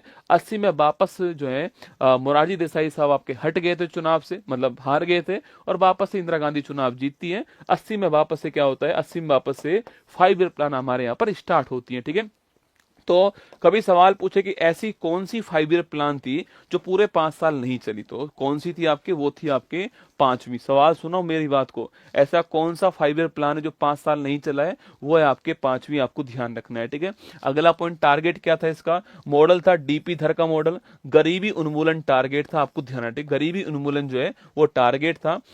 लक्ष्य हमारा 4.4% है, और प्राप्त हमने 4.8% किया। इसके बाद हमने रोलिंग प्लान चालू कर दिया 1978-79 के बीच में, और 79-80 के बीच में रोलिंग प्लान आपकी जनता पार्टी ने स्टार्ट किया। फादर ऑफ रोलिंग प्लान कौन है? ठीक है, तो फादर ऑफ रोलिंग प्लान जो है डॉक्टर गुरनार मिडल। कौन है? डॉक्टर गुरनार मिडल जो है वो फादर ऑफ रोलिंग प्लान है, ये आपको ध्यान रखना है। ठीक है, हर्टन करने जाऊं गुरुजी, मोबाइल साथ लेके जा। मैं फिर कह रहा हूं बेटा, मोबाइल साथ लेके चली जा, वहीं बैठ के देख लेना। ठीक है, इनकमिंग और आउटगोइंग दोनों साथ होने दे तू ना। इनकमिंग दिमाग में और आउटगोइंग दोनों साथ होने दे। ठीक है, हाँ, तेरा भी भला और पेट का भी भला। ठीक है, तो रोलिंग प्लान 2 साल चलता है, और डॉक्टर गुरनार मिडल आपके जनक थे, ध्यान रखना। ठीक है, चलिए आगे चलिए। नेक्स्ट क्वेश्चन, आपके छठी पंचवर्षीय योजना 1980 से 85 के बीच में कौन सी है? 80 से 85 के बीच में छठी 5 ईयर प्लान आपके आता है। ठीक है, अगला क्वेश्चन दोस्तों आपके, इसका उद्देश्य क्या है? रोजगार सृजन करना और गरीबी उन्मूलन इसका उद्देश्य है। ठीक है, रोजगार, एम्प्लॉयमेंट क्रिएशन जो है वो इसका उद्देश्य, आपको ध्यान रखना है ना। इसके बाद 7वीं पंचवर्षीय योजना आती है। ठीक है, 1985 से 90 के बीच में 7वीं जो पंचवर्षीय योजना है वो आपके आती है। इसका उद्देश्य क्या है आपके? इसका उद्देश्य सामाजिक न्याय। क्या है? सामाजिक न्याय, ये आपको ध्यान रखना है। ठीक है, इसके बाद 1990 से 91 और 91 से 92 जो है आपके ये हॉलीडे आ गया, अवकाश आ गया। ठीक है, अवकाश आ गया, कोई भी योजना यहाँ पर स्टार्ट नहीं हुई है, आपको ध्यान रखना है। ठीक है, इसके बाद में 1992-97 के बीच में 8वीं पंचवर्षीय योजना स्टार्ट होती है। कब? आपके 1992 से आपके 97 के बीच में 8वीं जो 5 ईयर प्लान है वो स्टार्ट होती है। अच्छा दोस्तों, इसी बीच में विश्व में क्या स्टार्ट हो रहा है? इसी बीच में विश्व में जो है आपके वो स्टार्ट हो रहा है मानव विकास सूचकांक। याद करो, 1991-92 के अंदर जो है वो मानव विकास सूचकांक की बात होती है, ह्यूमन रिसोर्स की बात होती है 1991-92 के बीच में। ठीक है, अब देखिए दोस्तों ना, तो जो 8वीं जो योजना है इसका लक्ष्य क्या था? मानव संसाधनों का विकास करना। लगाओ स्टार। अगर सवाल पूछे कभी आपसे ये लक्ष्य हमने क्यों रखा, क्योंकि मैंने आपसे कहा कि मानव विकास सूचकांक आपके इसी वर्ष में आया था, इसलिए हमने ये लक्ष्य रखा। ठीक है, तो मानव संसाधन का विकास इसका लक्ष्य था, ध्यान रखना आपके। और ये जॉन डब्ल्यू मिलर मॉडल जो है आपके, मिलर मॉडल के ऊपर ध्यान रखना। ठीक है, इसके बाद 9वीं आती है कब? आपके 1997 से 2002 के बीच 9वीं आती है। 10वीं जो है 2002 से आपसे 2007 के बीच 10वीं आती है, और 11वीं की बात करूं आपसे 2007 से 12 के बीच 11वीं आती है। उद्देश्य क्या है? तीव्र और समावेशी विकास जो है ये इसका लक्ष्य है। स्टार लगा लेना। 11वीं और 12वीं का लक्ष्य क्या था और कितना हमने अचीव किया, दोनों एग्जाम में महत्वपूर्ण है। ठीक है, तो तीव्र और समावेशी विकास, रैपिड एंड इंक्लूसिव डेवलपमेंट जो है वो इसका लक्ष्य था, आपको ध्यान रखना है। ठीक है, हमने 9% का टारगेट किया था और हमने जो है आपके वो लगभग 8% दोस्तों अचीव किया। अब तक का सबसे बड़ा अचीवमेंट जो है वो यही था ना। देखो अब तक मैंने जितनी भी आपको अचीवमेंट लिखाई है, हमने कितना अचीव किया, उसमें सबसे बड़ा कौन सा है? 8%। तो 11वीं जो पंचवर्षीय योजना है इसमें सबसे अधिक हमने अचीव किया 8%, आपको ध्यान रखना है। ठीक है, अगला क्वेश्चन देखिए, 12वीं पंचवर्षीय योजना 2012-17 के बीच में आती है। इसमें और इसमें लक्ष्य में देखो आप, यहां भी तीव्र है, यहां भी तीव्र दोस्तों ना। जैसे तुम्हारा जो अभी मुझे बोल रहा था हगटन आ रहा है, तो उसका भी तीव्र है और ये भी तीव्र है। ठीक है, अगला क्वेश्चन, समावेशी सबका विकास, ये भी सबका विकास है। ठीक है, बस यहां पर एक अंतर कौन सा है? यहां पर एक नया वर्ड और आ गया आपके, सस्टेनेबल। तो rapid, sustainable and inclusive development, ये बहुत ही जबरदस्त क्वेश्चन है। जो आपकी जो 12वीं जो पंचवर्षीय योजना है इसका टारगेट क्या है? Rapid, inclusive and sustainable development. Rapid, inclusive and sustainable development, ये इसका टारगेट है। ठीक है, अगला हमने अचीव कितना किया था? आपके 6.7% से 6.9% जो है वो हमने इसमें अचीव किया। ठीक है, इसके बाद जो योजना आयोग था उसके स्थान पे हमने क्या बना दिया? नीति आयोग बना दिया। ठीक है, योजना आयोग जो है इसके स्थान पे कौन आता है? नेशनल इंस्टीट्यूट फॉर ट्रांसफॉर्मिंग जो इंडिया है, नीति आयोग आपके बन चुका है। ठीक है, कब की बात है? 1 जनवरी 2015 की बात है, आपको ध्यान रखना है। ठीक है, नीति आयोग आपके बन चुका है ना। इसके पहले अध्यक्ष कौन थे? मोदी जी इसके पहले अध्यक्ष थे। पहले उपाध्यक्ष कौन थे आपके? अरविंद पनघड़िया इसके पहले उपाध्यक्ष है ना। और पहले सीईओ पूछू कौन था आपके? सिंधु श्री खुल्लर जो है पहले सीईओ है ना। इसके अध्यक्ष हमेशा कौन होते हैं? इसके अध्यक्ष हमेशा जो है वो मोदी जी ही होते हैं, आपको ध्यान रखना है। ठीक है, तो आगे देखिए, अच्छा इसने विजन कितना दिया आपके? 15 साल का। ये डायग्राम आपको केवल एनसीईआरटी में मिलेगा, चेक करना है ना। इसका विजन कितना है? 15 साल का विजन था ना। विजन 15 साल का है। स्ट्रेटजी इसने 7 साल के लिए बनाई थी और जो एक्शन प्लान है वो आपके 3 साल के लिए बनाया। मतलब इसने जो 5 साल वाला सिस्टम था ना आपके, उसको 3 भाग में डिवाइड कर दिया। ठीक है, विजन लिया 15 साल का, उस विजन को पाने के लिए स्ट्रेटजी बनाई कितनी? 7 साल की। ठीक है, और उसके लिए आपके एक्शन प्लान बनाया 3 साल का। दोस्तों किया क्या आपके? जीरो। ये जो सुनने का जो आविष्कार था ना, मुझे लग रहा है वो नीति आयोग के लिए हुआ है भाई साहब, कुछ नहीं किया दोस्तों। ये केवल सोचती है, जैसे तुम लोग बैठ के सोचते हो ना, उसके अंदर थिंक टैंक के अंदर सोचते हो कि भाई साहब ये कर दूंगा, देखना आज तो मैं इतना पढ़ दूंगा। जब बाहर निकलते हो तो सब कुछ आपके बराबर हो जाता है। वही है रसगुल्ला, इसको थिंक टैंक कहते हैं। ये केवल सोचती ही सोचती है। 15 साल का ये तुम्हारा टाइम टेबल नहीं होता क्या? जैसे तुम्हारा टाइम टेबल नहीं होता क्या कि सुबह 7 बजे खड़ा होऊंगा और आग लगा दूंगा भाई साहब। 7 बजे खड़ा होऊंगा और 7:10 पे पढ़ने को बैठ जाऊंगा। 7:10 से 9 बजे तक पढ़ाई करूंगा, फिर 9:05 से वापस जो है 9:05 से 11 तक पढ़ूंगा, फिर 11:05 से 1 तक पढ़ूंगा, फिर 1:05 से 3 तक पढ़ूंगा, फिर जो है सो जाऊंगा आधा घंटे के लिए, फिर 3:05 से वापस 5:05 तक पढ़ूंगा और फिर जो है थोड़ी देर चाय पी के आऊंगा, फिर 6:05 से वापस जो है 9:05 तक पढ़ूंगा और फिर खाना खाऊंगा और फिर 9:05 से वापस जो है ऐसा टाइम टेबल बनाते हो। पर टाइम टेबल लागू कब होगा आपके? टाइम टेबल लागू होता है कल से दोस्तों ना।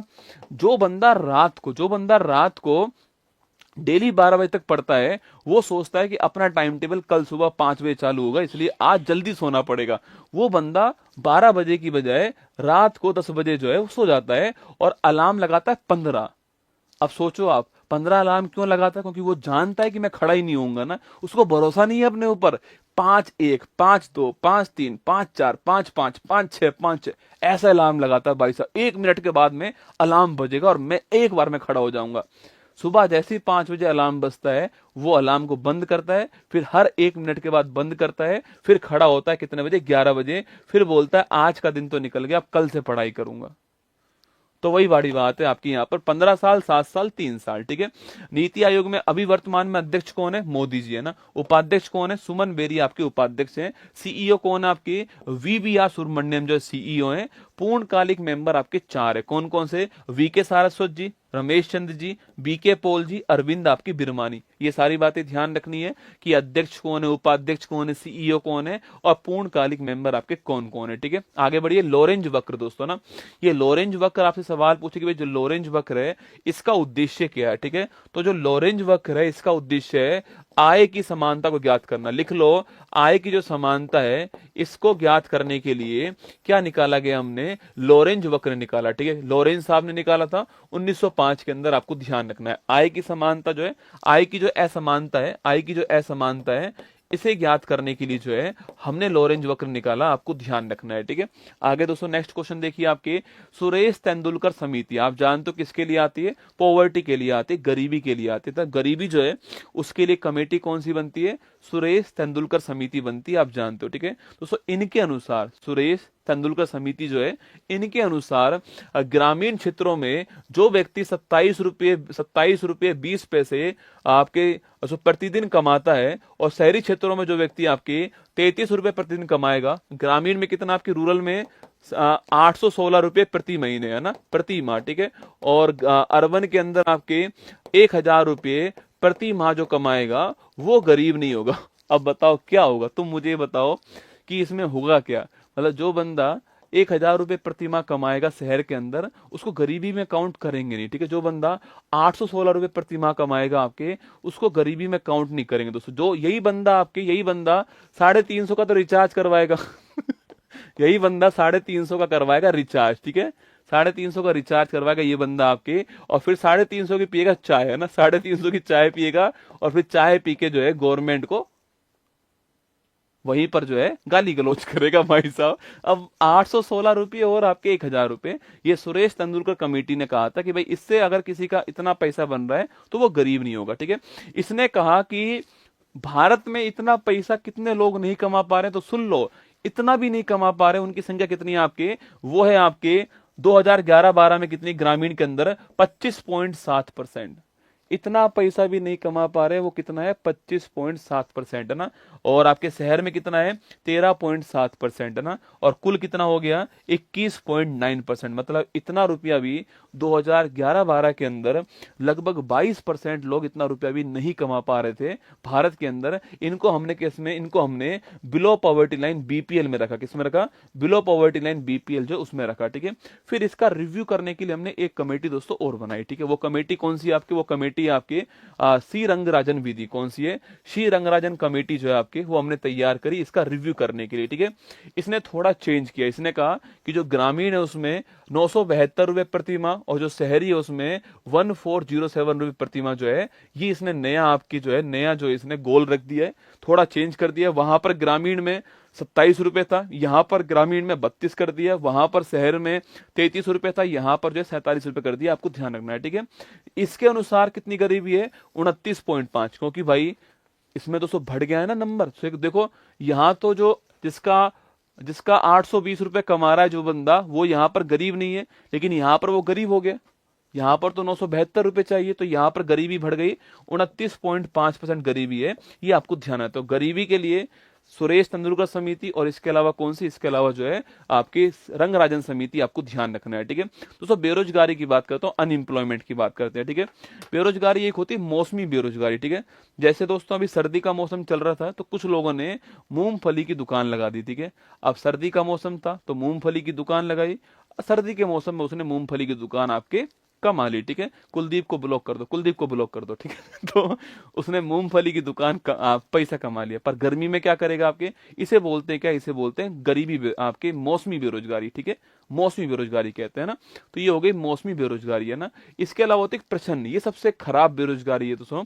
भारत में ये वाली बेरोजगारी खूब मिलती है। ठीक है, मान लो ये एक खेत है, इस खेत में एक व्यक्ति काम कर रहा है। ठीक है, और एक व्यक्ति काम करके नहीं, मान लो 10 टन गेहूं जो है वो उत्पादित कर रहा है। ठीक है, अब दोस्तों होगा क्या, इसके मान लो 4 बच्चे हैं, वो 4 बच्चे भी इसी खेत में काम करेंगे और उतना ही टन क्या होने वाला है, गेहूं होने वाला है। ठीक है, अब इनको लगता है कि ये रोजगार में लगे हुए हैं, जबकि दोस्तों असली में क्या है, इसे बोलते हैं छिपी हुई बेरोजगारी। क्या बोलते हैं इसको, इसे बोलते हैं प्रछन्न बेरोजगारी। ठीक है, क्या बोलते हैं, प्रछन्न बेरोजगारी।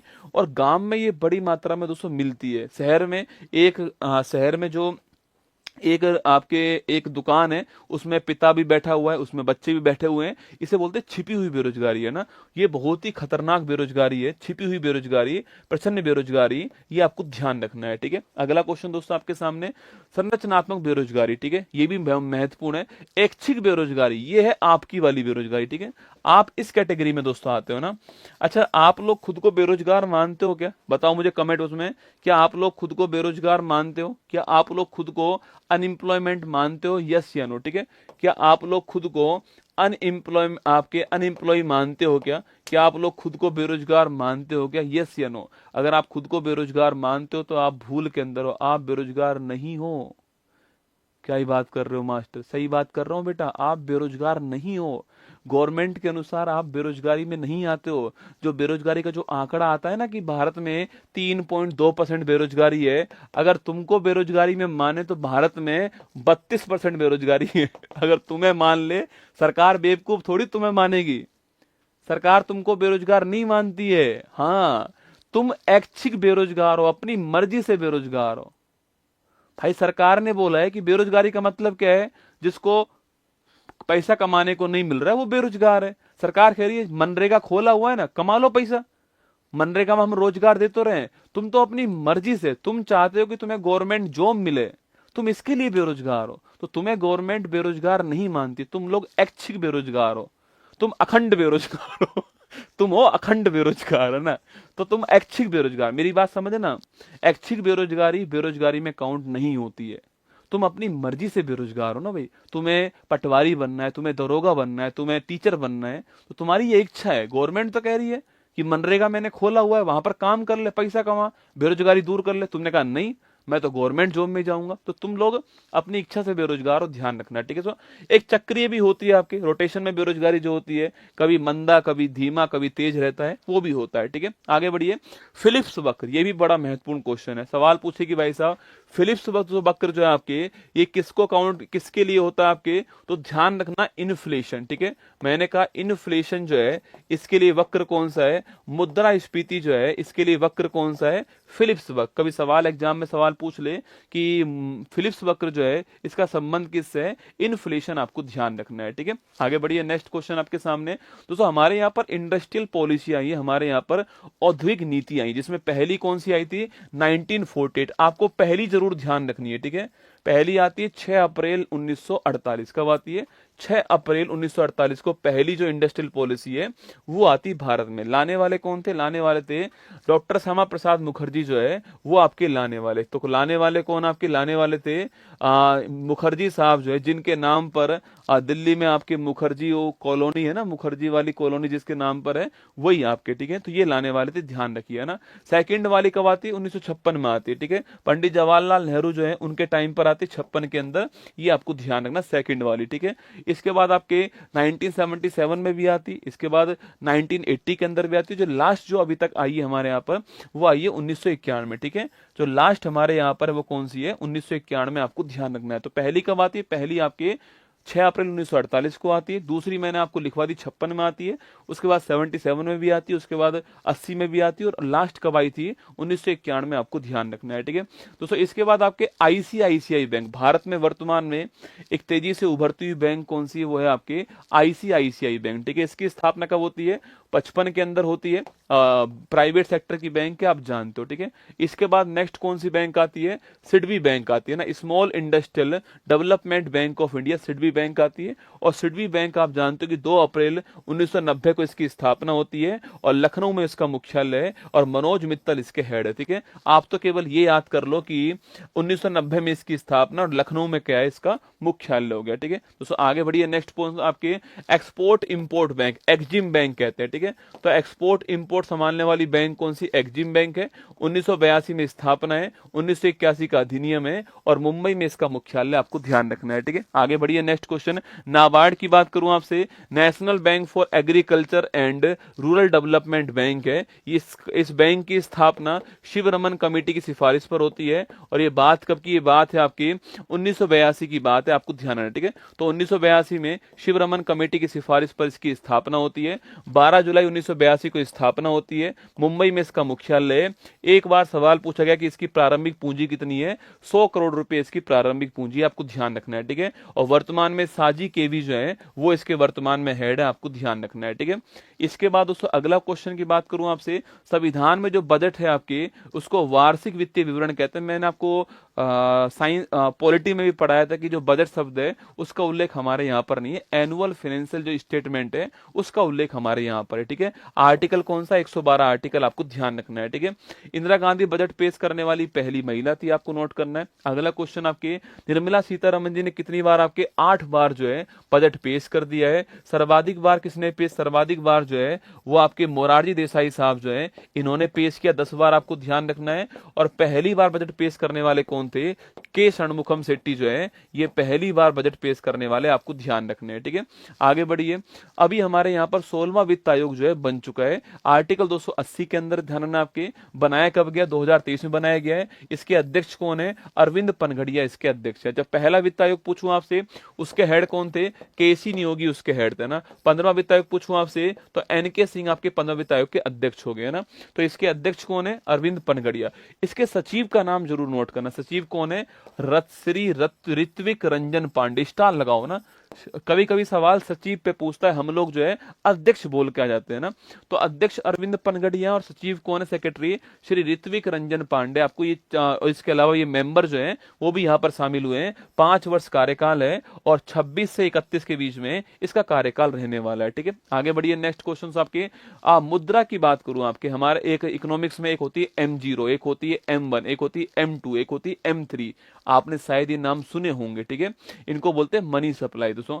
M0 जो होती है इसको बोलते हैं आपके हाई पावर मनी। क्या बोलते हैं M0 को, ये सवाल खूब पूछता है आपसे कि हाई पावर मनी या फिर आरक्षित जो मुद्रा है, रिजर्व जो मनी है वो क्या है आपके M0। तो हाई पावर मनी या रिजर्व मनी को क्या बोलते हैं, वो कहते हैं M0 को, आपको ध्यान रखना है, ठीक है। इसे हाई पावर मनी कहते हैं या रिजर्व मनी कहते हैं। अगला क्वेश्चन आपके सामने, जनता के पास धन प्लस आपके आरबीआई के पास जमा जो है इसको जोड़ दूंगा, मेरी जेब में जो पैसा है वो और आरबीआई के पास जो पैसा है उसको जोड़ने के बाद दोस्तों M0 आता है, ठीक है। इसके बाद आता है M1, ठीक है।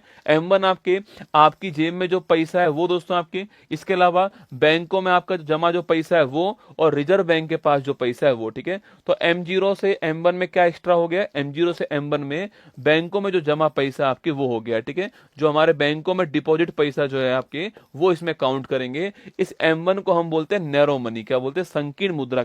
सवाल पूछता है कि हाई पावर मनी कौन, सवाल पूछता है संकीर्ण मुद्रा कौन सी, ठीक है। सर भूख लग रही है, अगर आप मुझ पर विश्वास करो, यकीन मानना कि मैं सुबह से कुछ भी नहीं खाया मैंने, है ना। सुबह से आपकी क्लास ली है, उसके बाद ऑफिस से लगे, ऑफिस से जस्ट आ रहा हूं आपके सामने, कुछ भी नहीं खाया है। अब क्लास के बाद में खाऊंगा, सुबह से बता रहा हूं, सुबह से कुछ भी नहीं खाया है, क्लास के बाद खाऊंगा। 10 बजे जो है क्लास के बाद खाने वाला हूं ना। कभी कभी दोस्तों भूख जो है ना, इनको साइड में रखना सीखो, है ना। अभी अगर संघर्ष नहीं किया लाइफ में तो भविष्य में नहीं कर पाओगे। अगर पूरी जिंदगी भर संघर्ष करना है तो अभी आराम कर लो, और पूरी जिंदगी आराम करना है तो अभी संघर्ष कर लो, तय आपको करना है। कुमार गौरव आज पढ़ा रहा है, 2 साल बाद नहीं पढ़ाएगा, 1 साल बाद नहीं पढ़ाएगा, पर मेरा काम हो गया है। मैंने अपनी तरफ से पूरा प्रयास अपनी लाइफ में किया है। आपको तय करना है, आपकी लाइफ है। संघर्ष करना है अभी कर लो, बाद में नहीं करना पड़ेगा। अभी नहीं करोगे तो बाद में करना पड़ेगा, ये मुद्दे की बात है, ठीक है ना। सर आप झूठ बोल रहे हो, अब यार झूठ तो क्या ही बोलूं मैं इसमें, झूठ बोल के क्या कर लूंगा इसमें ना, रोजा वोजा नहीं है मेरा, झूठ बोल के क्या कर लूंगा, ठीक है। अब मेरे लिए तो सबसे बड़ी चीज मेरा यही मंदिर, जिसको सोचो, जिसको बंदा 5 साल से बिना चप्पल के पढ़ा रहा है वही मंदिर होगा। इस मंदिर में झूठ बोल के क्या उखाड़ लूंगा ये बताओ। मैंने खाना नहीं खाया, आपके क्लास छोड़ने के बाद ही खाना खाऊंगा, ये तय है, ठीक है। M1 हो गया। M2 क्या होता है, M1 में अगर आप जो है जो आपके पोस्ट ऑफिस में जो आपके जमा है उसको जोड़ दे तो M2 होगा। तो M0 में अगर आपके बैंक जमा जोड़ूं तो M1 आएगा। M1 में अगर मैं पोस्ट ऑफिस की जमा जोड़ दूंगा तो M2 आ जाएगा, ठीक है। एक होता है M3 दोस्तों ना। M3 क्या होता है, अगर मैं M1 के अंदर देखो, बैंक में आपकी 2 तरह की जमा होती है। बैंक में एक तो पैसा जो आपके अकाउंट में होता है, सेविंग अकाउंट में, एक होता है जो आपके पापा आपके लिए डीडी करवा देते हैं ना, डीडी करवा आपके लिए फिक्स डिपॉजिट FD करा देते हैं, ठीक है। वो भी तो होता है पैसा, जो एफडी कराया हुआ होता है ना, जिसको एक लंबे समय के बाद आप निकालते हो, वो एफडी होता है, ठीक है। तो जो M1 है, अगर उसमें मैं आपके एफडी को जोड़ूंगा तो क्या बनेगा, M3 बनेगा। स्टार लगा लो। अगर मैं M1 में M3 को जोड़ M1 में अगर मैं एफडी को जोड़ूंगा तो क्या बनेगा, M3 बनेगा। आपको छापना है। और M3 को हम व्यापक मुद्रा कहते हैं, ठीक है। M1 को हम बोलते हैं नैरो मनी, M3 को बोलते हैं हम लोग आपकी व्यापक मुद्रा कहते हैं, और M0 को हम लोग जो है हाई पावर मनी कहते हैं। तीनों आपको ध्यान रखना है, ठीक है। तीनों एग्जाम के लिए महत्वपूर्ण बन सकते हैं, ठीक है। आगे चलिए दोस्तों, भारत में मुद्रा की बात करूं आपसे तो 1935 में आरबीआई जो है आपके जानते हो इसकी स्थापना होती है, और नोट इशू करना उसी का काम था, ठीक है। इसके बाद में 1 रुपए का नोट जारी कब हुआ, आपके वित्त मंत्रालय 1 रुपए का नोट जारी करता है, ठीक है। इसके बाद में हस्ताक्षर करने वाला कौन है, उसके ऊपर वित्त सचिव है, ठीक है। 1 रुपए से अधिक के नोट जारी करने की पावर किसके पास है, आरबीआई के पास में ना, और आरबीआई गवर्नर जो है उस पर साइन करेंगे, ठीक है। 15 जुलाई 2010 को रुपये का जो साइन आपकी ये वाला, ये रुपये का साइन हमने कब अपनाया, ये रुपये का जो साइन हमने वो 2010 में अपना लिया, आपको ध्यान रखना है, ठीक है। आगे बढ़िए, नेक्स्ट क्वेश्चन आपके सामने दोस्तों, विमुद्रीकरण कब कब हुआ आपकी विमुद्रीकरण आपके, तो विमुद्रीकरण जो आपके वो 1946 में हुआ है, 1978 में हुआ है, और 2016 में हुआ है। स्टार लगाना। डिमोनेटाइजेशन पूछूं आपसे, जब हम किसी एक सीरीज को बाहर कर दें हमारी इस इकोनॉमी से ना, जैसे हमने 500 रुपए का नोट आपके बाहर कर दिया इकोनॉमी से, यस या नो, हमने 500 रुपए का नोट 2016 के अंदर बाहर कर दिया था हमारी इकोनॉमी से, ठीक है। हमने 1000 का नोट हमारी इकोनॉमी से बाहर कर दिया था, आपको याद होगा। तो वो आपकी क्या कहलाता है, वो कहलाता है आपके डिमोनेटाइजेशन, है ना। 500 रुपए का नोट और 1000 का नोट हमने बाहर किया 8 नवंबर 2016 रात को 8 बजे। भाइयों बहनों, आज से 500 और 1000 के नोट बंद भाई साहब, याद है वो आपको। भाइयों बहनों, आज से 500 और 1000 के नोट बंद। अब मम्मी ये सोच रही है कि मैंने 10 साल में 15 साल में इतना रुपया इकट्ठा किया था, 500 1000 का, बंद कर दिया। वो सारा पैसा पापा ने निकलवा करके बैंक में जमा कराया, और बैंक से नए नोट लेकर के खुद के पास जमा कर लिए। मम्मी का पैसा गया। मुझे लग रहा है कि जो मोदी जी है ना, आपके मोदी जी ने जो महिलाओं के पास जो पैसा था उसको निकालने के लिए क्या किया था, उसको निकालने के लिए डिमोनेटाइजेशन किया। बाकी और तो कुछ हुआ नहीं, ठीक है। बाकी और कुछ नहीं हुआ। कहा तो था कि ब्लैक मनी जो है उसको रोकने के लिए करेंगे, पर हुआ कुछ नहीं था उसमें। ब्लैक मनी तो बाहर नहीं आई, पर दादी की जो मनी है आपकी वो बाहर आ गई, ठीक है। ये विमुद्रीकरण हुआ था। फिर उसके बाद में हमने 2000 का नोट वापस स्टार्ट किया, ठीक है। हमने जो है 500 और 2000 के नोट वापस स्टार्ट करे, और फिर हमने मोदी जी ने, अब देखो चलो कोई बात नहीं, एक बार धोखा होता है इंसान से। हमने 1000 के नोट बंद करे, मम्मी ने सारे रुपए निकाल कर दे दिए पापा को, चले गए, ठीक है। फिर मम्मी ने 2000 के नोट इकट्ठा करना चालू करा, मोदी जी ने वो बंद कर दी वापस से। मोदी जी कह रहे हैं पैसा महिलाओं के पास नहीं जाएगा, ठीक है। तो फिर वापस से 19 मई 2023 से 2000 रुपए के जो बैंक नोट है इनको भी समाप्त कर दिया है। बोलो बांके बिहारी लाल की जय, ठीक है। अच्छा, किस किस नोट पर किस किस का चित्र देख लो आपके। 10 रुपए के नोट पर कोणार्क सूर्य मंदिर, ठीक है। 20 रुपए के नोट पर एलोरा का मंदिर, है ना। 50 रुपए के नोट पर हम्पी जो है आपके कर्नाटक। 100 रुपए के नोट पर रानी की बाग गुजरात। 200 रुपए के नोट पर सांची का स्तूप मध्य प्रदेश। 500 के नोट पर लाल किला। 2000 के नोट पर मंगलयान, जो कि मंगल पे चला गया, ठीक है। मंगलयान के साथ में मंगल पे चला गया कौन, आपके 2000 का नोट। ये कभी कभी सवाल पूछता है किस नोट पर किसका चित्र है ना, ध्यान रखना, ठीक है। आगे देखिए दोस्तों, आपके आरबीआई जो है, आपके आरबीआई जो है इसका राष्ट्रीयकरण कब होता है, आपके 1 जनवरी 1949 को राष्ट्रीयकृत होने वाली ये पहली बैंक थी, ध्यान रखना, ठीक है। 1955 में जो इंपीरियल बैंक है इसका नाम चेंज कर दिया हमने State Bank of India. 3 bank थी, Bank of Bengal, Bank of Madras और बैंक ऑफ कोलकाता। इन तीनों को मिलाया और इंपीरियल बैंक हमने बनाया 1921 के अंदर, ठीक है। और 1921 का जो इंपीरियल बैंक था उसी का नाम आपके 1 जुलाई 1955 को स्टेट बैंक ऑफ इंडिया हो गया, ठीक है। आगे बढ़िए। 19 जुलाई 1969 को भारत सरकार द्वारा 14 बैंकों का राष्ट्रीयकरण किया, ठीक है। स्टार लगाना। जिनकी पूंजी 50 करोड़, ये लाइन बड़ी महत्वपूर्ण है, जिन बैंकों की पूंजी 50 करोड़ रुपए थी या उससे अधिक थी, ऐसी 14 बैंकों का राष्ट्रीयकरण जो है वो 19 जुलाई 1969 को हुआ, ठीक है। इंदिरा गांधी जी ने किया ना। फिर उसके बाद 15 अप्रैल 1980 को 6 बैंकों का राष्ट्रीयकरण और होता है जिनकी पूंजी 200 करोड़ रुपए से अधिक थी आपकी, उनका हुआ, ठीक है। तो ध्यान रखना, आपके 1969 में 14 बैंक थी, 1980 में 6 बैंक थी, यहाँ 50 करोड़ था, यहाँ पर 200 करोड़ था, आपको नोट करना करना है, ठीक है। 2 अक्टूबर 1975 की बात करूं आपसे तो भारत में जो रीजनल रूरल बैंक है, आरआरबी जो बैंक है, इसकी स्थापना 2 अक्टूबर 1975 को होती है, ध्यान रखना है, ठीक है। आगे देखिए दोस्तों, जो आपके रीजनल रूरल बैंक सवाल पूछता है कि इसमें किसका कितना परसेंट है आपके, तो 50% जो इसमें सेंट्रल गवर्नमेंट का है, ठीक है। 35% जो इसके अंदर जो भी आपके पार्टनर जो बैंक होगा, जो व्यापारिक जो बैंक होगा उसका होगा, ठीक है। और इसके अलावा 15% जो आपकी वो स्टेट गवर्नमेंट, स्टार लगा लेना।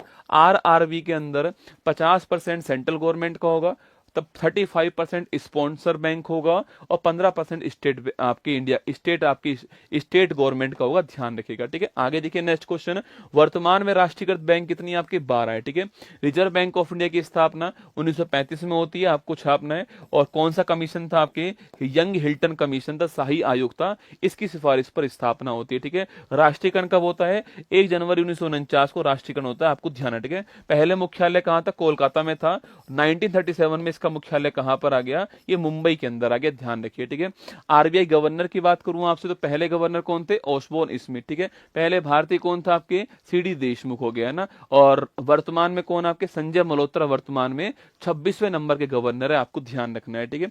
आगे बढ़िए, नेक्स्ट क्वेश्चन आपके सामने, मॉनेटरी पॉलिसी कमेटी दोस्तों ना, हमारे यहां पर जो है, अरे आरआरबी का मतलब रीजनल रूरल बैंक है ना, रीजनल रूरल बैंक क्षेत्रीय ग्रामीण बैंक है, ठीक है। दोस्तों मॉनेटरी पॉलिसी कमेटी, ठीक है, हमने दोस्तों हमारे यहाँ पर जो इन्फ्लेशन था ना, इसको कंट्रोल करने के लिए हमने एक कमेटी बनाई थी, ठीक है।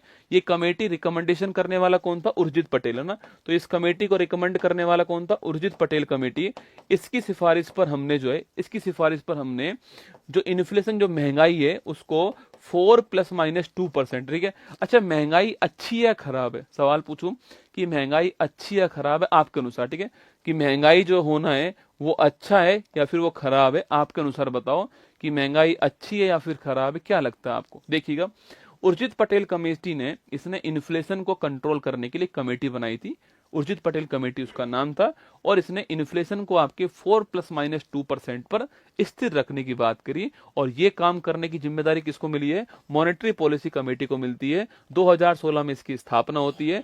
इसके अंदर 3 आरबीआई के मेंबर होते हैं और 3 इसके अंदर जो है आपके गवर्नमेंट के मेंबर है। 3 तो आरबीआई के मेंबर है, 3 गवर्नमेंट। जो अच्छी कह रहा है वो भी गलत है, जो गलत कह रहा है वो भी गलत है, ठीक है। दोस्तों हर चीज एक लिमिट की होनी चाहिए, ठीक है। हर चीज एक लिमिट की होनी चाहिए, लिमिट से बाहर नहीं होनी चाहिए, ठीक है। तो इन्फ्लेशन हमारी इकोनॉमी के लिए बहुत जरूरी है। सोच के देखो दोस्तों, आपके अगर आपकी जेब में पैसा नहीं होगा, सोच के देखो, मान लो आपकी जेब में पैसा नहीं दोस्तों, तो आप समोसा नहीं खा पाओगे।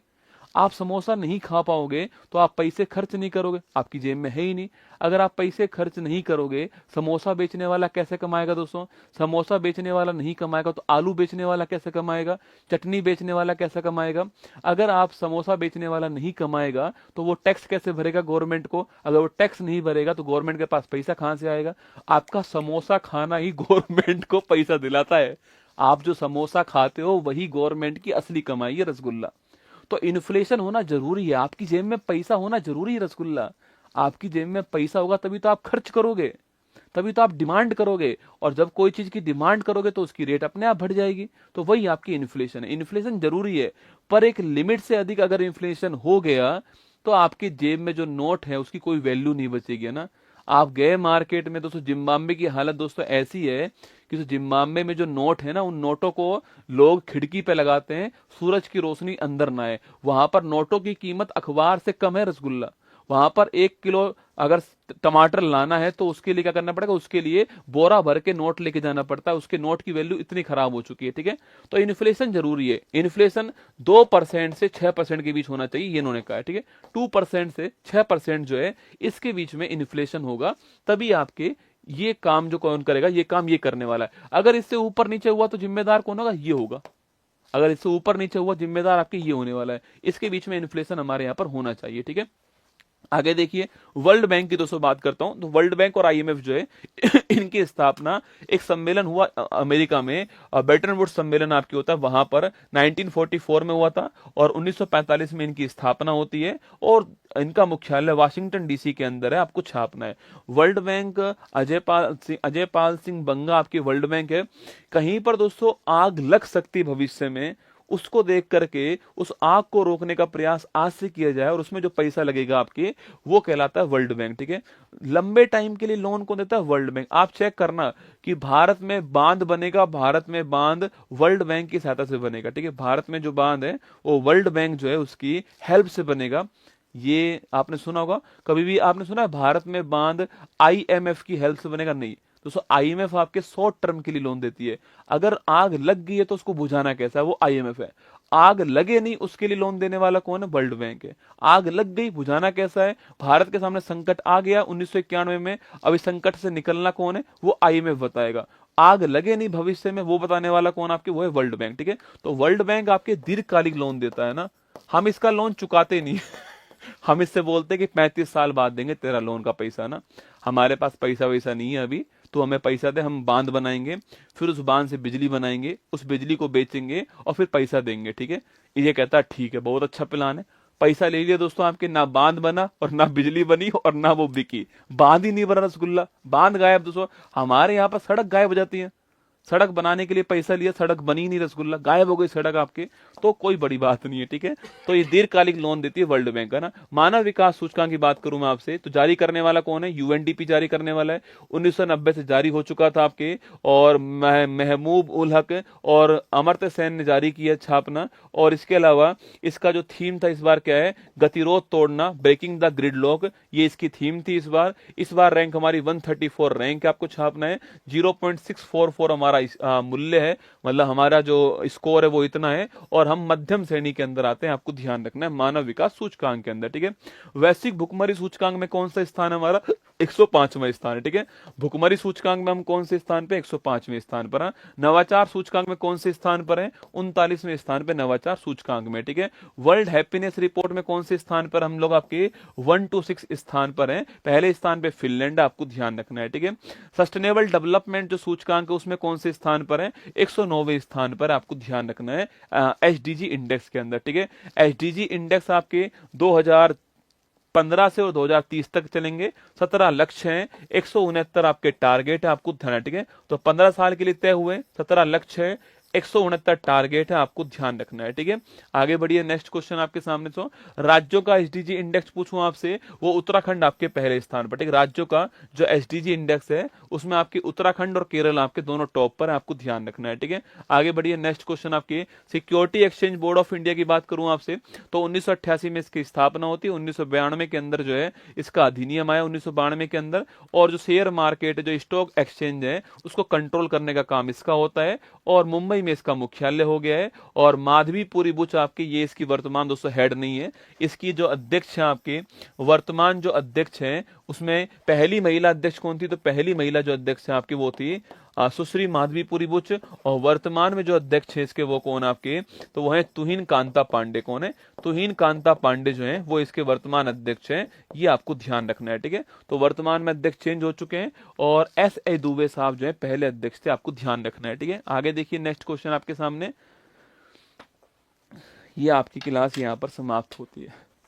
बताओ कैसी लगी क्लास? मैंने आपसे कहा था कि आज की क्लास बहुत अच्छी होने वाली है। आपको कोई भी एक ऐसी लाइन मिली जो आपके एग्जाम के लिए महत्वपूर्ण नहीं थी, जो मैंने आपके एग्जाम के हिसाब से नहीं पढ़ाई हो? आपको शायद ऐसी लाइन एक भी नहीं मिली होगी ना, ऐसी लाइन आपको एक भी नहीं मिली होगी। मैंने प्रयास किया कि इकोनॉमिक्स के 100 इंपॉर्टेंट फैक्ट आपको पढ़ाऊं, पता नहीं कितना सफल हुआ, मुझे नहीं पता, पर मैं संतुष्ट हो गया कि जो मैं शुरू में आधा घंटे लेट आया था उसकी भरपाई मैंने कर ली। क्लास अच्छी लगी तो लाइक कर देना। 14 मिलियन हम होने वाले, मैं चाहता हूं कि हम 22 तारीख से पहले वहां पहुंच जाएं। अगर आपने सब्सक्राइब नहीं किया है तो अभी कर लीजिए। 14 मिलियन के बाद आप जानते हो, मतलब आप जो मुझसे पढ़ते हैं, मैं अभी 2 दिन से बोलने स्टार्ट किया है कि सब्सक्राइब कर लीजिएगा, क्योंकि 14 मिलियन का वो आंकड़ा पास आ गया ना, तो ऐसा लग रहा है कि बस अब हो जाए, आज हो जाए, आज हो जाए, ऐसा फील आती है ना। तो अगर हो सके तो कर लीजिएगा, अच्छी लगी हो तो लाइक कर लीजिएगा। आगरा में 22 मार्च को मुलाकात होने वाली है। अगर आप उत्तर प्रदेश से, सुन लो, अगर आप बिहार से हो तो बिहार वालों के लिए कल सुबह, सुन लो, बिहार वालों के लिए कल सुबह, बिहार वालों के लिए कल सुबह बिहार बजट का 10 बजे जो है, 10 बजे बिहार बजट का एक स्पेशल क्लास लेकर आ रहा हूं मैं, बिहार उत्कर्ष चैनल के ऊपर। ठीक है, लगाया क्या वो फोटो? यहाँ पे देखो, यहाँ पर देखना आपके देखिए यहाँ पर जो है बिहार बजट कल सुबह 10 बजे 8 मार्च को बिहार उत्कर्ष के ऊपर आने वाला है। इसके टॉप 50 इंपॉर्टेंट फैक्ट जो है मैं खुद आपको पढ़ाऊंगा, तैयार रहना, छोड़ना मत, पूरे साल काम आएगा आपको जो है बिहार उत्कर्ष के ऊपर। मिलता हूं टॉप 50 फैक्ट के साथ में बिहार उत्कर्ष पे 8 मार्च कल सुबह 10 बजे आपसे मुलाकात होगी, ठीक है। बाकी इसके अलावा जो है इसके अलावा कल शाम को 8 बजे आपके लिए जो है जीके जीएस के टॉप आपके 100 क्वेश्चन जो है 7 फेयर वाली सीरीज में आपसे मुलाकात होगी, ठीक है। वहीं दोस्तों इसके अलावा कल शाम को 7:30 बजे आपसे होली का जो आपके लिए उपहार है वो भी आपके सामने आने वाला है, ठीक है। और यूपी वालों के लिए 9 मार्च को सुबह 10 बजे जो है वो आपके लिए क्या आने वाला है, यूपी का जो बजट है आपके उसका 50 इंपॉर्टेंट फैक्ट जो है वो आपके लिए आने वाले, ठीक है। तो यूपी वाला 10 तारीख को आएगा यूपी उत्कर्ष के ऊपर, बिहार वाला जो है आपके यूपी वाला 9 तारीख को आएगा, बिहार वाला कल सुबह 10 बजे आने वाला है। ये सूचना सारी आपके लिए, ठीक है। चलिए अब चलता हूं मैं, ध्यान रखना आप सभी लोग, मस्त रहो, खुश रहो। फिर मिलता हूं कल सुबह 6:30 बजे आपसे, कल सुबह 6 बजे आपसे मुलाकात होगी। क्लास कैसी लगी कमेंट में बताना मुझे, 1-2 बार क्लास देख लेना, अच्छा रहेगा, यकीन मानना। इस क्लास को छोड़ना मत, रिवाइज करना 2-3 बार जो है। और कल मैं आपको अगले सप्ताह का क्या प्लान रहने वाला है वो कल मैं आपको बताऊंगा, तैयार रहना। 9 तारीख को फाइनल है, 10 बजे सुबह क्लास है, फाइनल देखना 10 बजे के बाद में, मैं नहीं रोकूंगा आपको। जिंदगी का फाइनल मैच उस परीक्षा हॉल में होने वाला है, उस फाइनल मैच को आपको जीतना है। बाकी कोई फाइनल हार जाओ फर्क नहीं पड़ता है, वो फाइनल मैच आपका जीतना चाहिए। जब आंखों में अरमान लिया, मंजिल को अपना मान लिया, मुश्किल क्या आसान क्या, जब ठान लिया तो ठान लिया। जब आपने ठान लिया है तो सब कुछ संभव है। जय हिंद, थैंक यू। पूरी धरा साथ दे तो और बात है, तुम जरा साथ दो तो और बात है। चलने को तो एक पैर पर चलती है दुनिया, दूसरा पैर साथ दे तो और बात है। ये सफर 4 नवंबर 2019 को चालू किया था, आपके प्यार की बदौलत इतना लंबा समय जो है वो हमने साथ में गुजार लिया है। उत्कर्ष परिवार आज जो है 14 मिलियन के एकदम गेट के ऊपर खड़ा हुआ है। बस देरी है आपके नॉक नॉक करने की, आपके सब्सक्राइब करने की। 14 मिलियन का परिवार हमारा होने वाला है और 22 मार्च को आगरा सेमिनार के अंदर मैं 14 मिलियन का केक काटूंगा। ये मेरा आपसे वादा रहा।